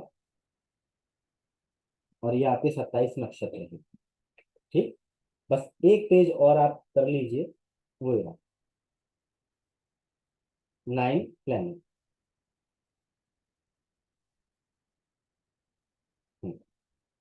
इसका भी आप स्क्रीनशॉट ले लीजिए। Sun, moon, Mars, Mercury, Jupiter, Venus, Saturn, Rahu, Ketu. सूर्य के लिए रविवार है, चंद्र के लिए सोमवार है, मंगल के लिए मंगलवार है, बुध के लिए बुधवार है, गुरु के लिए गुरुवार है, शनि के लिए शनिवार है, शुक्र के लिए शुक्रवार है, राहु के लिए बुधवार लेते हैं। अच्छा, कई पद्धतियां इसका खंडन करेंगी, है ना। तो वो सारी पद्धतियों पे मैंने रिसर्च किया, प्रैक्टिकल किया, रिजल्ट उपाय दिए लोगों को। फिर जो उपाय के जो रेशो निकल के आए, वो बुधवार के दिन राहु के आ रहे हैं सबसे अच्छे, गुरुवार के दिन केतु के आते हैं। यूं राहु का उपाय शनिवार को भी कर सकते हो आप, लेकिन एक्चुअली इसके लिए जो प्रॉपर वर्क, अच्छा, लाल किताब में राहु को रविवार के दिन गिना जाता है, तो वो एक अलग विषय है ना। मैंने क्या बोला, मैंने संपूर्ण शास्त्रों को मिलाया, फिर वो सब मिलके क्या अपना प्रेजेंटेशन दे रहे हैं, सहमति क्या दी है उन्होंने। मैं एक का मत नहीं लिया, मैं 6 चीजों का मत लिया। तो 6 चीजों का मत क्या बता रही है कि राहु के लिए बुधवार बेस्ट है हर प्रकार से, केतु के लिए गुरुवार बेस्ट है हर प्रकार से। इसीलिए मैंने आपको ये सीक्वेंस बताया। इस सीक्वेंस में आपको याद कर लेना, आपको पता है 9 प्लेनेट होते हैं, ये 9 ग्रह हैं लाल किताब के अनुसार। लाल किताब इसको परमिशन देती है, बाकी के ग्रंथ ने थंब लगाया है कि राइट है जी, हम इसको एक्सेप्ट कर सकते हैं। राहु के लिए बुधवार वेडनेसडे का दिन लिया जाता है, केतु के लिए थर्सडे का दिन लिया जाता है। राहु के उपाय हम बुधवार को करेंगे, सारे जितने भी राहु के उपाय हैं हम सब केवल बुधवार को करेंगे। शनिवार को, शुक्रवार को, रविवार को करने वाले उपाय जो लोग उपाय करते हैं राहु केतु के, बंद कर दो, है ना। रिजल्ट कमजोर हो जाते हैं, नहीं आएंगे रिजल्ट, तो आप उलझ जाओगे, है ना। आप एक बार मेरी बात मान के इन दिनों राहु केतु के उपाय करना शुरू करें। अगर आप पहले से एस्ट्रोलॉजर को करवा रहे हो किसी से, आप ये दिन सजेस्ट करें राहु केतु के लिए। 10% ऐड इस बात से हो जाएगा आपकी रेमेडीज में प्रॉफिट का, ठीक है। तो जी, हम्म, ठीक। तो ये 4 चीज, ठीक है। ग्रह, नक्षत्र, राशियां और 12 भाव, बस इतना जो मैंने आपको 4 चीज पढ़ाई है, बस इसी को याद कर लेना, रट लेना, ठीक है। आगे हम इनकी चीजें और सीखेंगे, प्रिडिक्शंस जब बन पाएंगे। फिर मैं आपको लाइव डेमो देके दिखाऊंगा, और आप लोग जो सीख रहे हो आप ही उस समस्या का सॉल्यूशन अपने मुंह से बोलोगे तीसरे दिन कि इसका क्या उपाय करना चाहिए सर। ठीक, तो ये बस 4 चीजें, लेकिन पहली शर्त क्या है, राशियां सीक्वेंस में याद कर लो। जो बिगनर है, राशियों के लॉर्ड पता होना चाहिए, रिजल्ट लाने के लिए, प्रेडिक्शंस देने के लिए, इन 4 चीजों से बुलवाऊंगा आपसे भविष्यवाणियां। 27 नक्षत्र सीक्वेंस वाइज पता होना चाहिए, नहीं पता, नहीं घुसता ना दिमाग में, चिट बनाओ, सामने चिपका लो। जब भी पढ़ाई करोगे वो चिट सामने होनी चाहिए, पेपर सामने होना, इसी को स्क्रीनशॉट लेके इसी का प्रिंट आउट ले लेना, लगा लो टेबल पे। इसको सीक्वेंस वाइज पता होना चाहिए, इनके स्वामी पता होना चाहिए, और किस राशि में कौन सा नक्षत्र आता है। कैलकुलेशंस का पार्ट नहीं बता रहा मैं, इस राशि में ये नक्षत्र किस डिग्री से लेके किस डिग्री तक आएगा, हमें उतना गहराई अभी नहीं जाना है ना। पहले चिंगारी तो लगा दूं, आग भड़कने में टाइम नहीं लगेगा अगर मेरी चिंगारी सूखे घास में और मिट्टी का तेल डाल के लगाई है तो। और अगर मैंने गीली लकड़ी में पानी डाल के चिंगारी लगा दी है तो 2 दिन बाद ही बुझ जाएगी, 2 दिन छोड़ो, 2 मिनट के अंदर उसको ठंडा हो जाना है। तो मैंने सूखा, ये जो घास ये चीज है ना, ये आपको सूखा घास बना देंगे, और मिट्टी का तेल भी डल जाएगा, चिंगारी में लगाने वाला हूँ। तो आपका जो ज्ञान की ज्वाला प्रज्वलित होगी आप सोच भी नहीं सकते हो। ये 4 चीज बड़ी बेसिक हैं, लेकिन संपूर्ण ज्योतिषी इसी के सामने हार गए। इन्हीं 4 चीजों से लोगों ने ढूंढ ढूंढ के अपनी पद्धति का नाम बनाया है। लोगों ने कहा ये मेरी पद्धति है, मेरी पद्धति, आज भी लोग लड़ रहे हैं, एक दूसरे पे केस कर रहे हैं। अच्छी बात नहीं होती। आप में से किसी की पद्धति कोई नहीं है, उसने मेरा चुराया, उसने उस पर केस कर दिया, किसी ने किसी का नहीं चुराया, आपने सबने वैदिक का चुराया है ना, ऋषि मुनियों का चुराया है, वो लोग आप पे केस करें तो समझ में आता है। तो हमें जो है इतनी 4 चीजों को याद करना है, ठीक है। और बाकी की फिर कल से स्टार्ट करेंगे, वही टाइम रहेगा 9 से 10:30। आज मैं लेट हो गया क्योंकि थोड़ा सा आधा घंटा 10-15 मिनट तो आने जाने में लग गया आपको, और 10-15 मिनट थोड़ा सा लेक्चर हो गया, इसीलिए मैंने 15 मिनट 20 मिनट ऊपर ही आपका खींचा, ऊपर नहीं, मैंने तो ज़्यादा खींच दिया, 1-1.5 घंटा खींचा, ठीक है।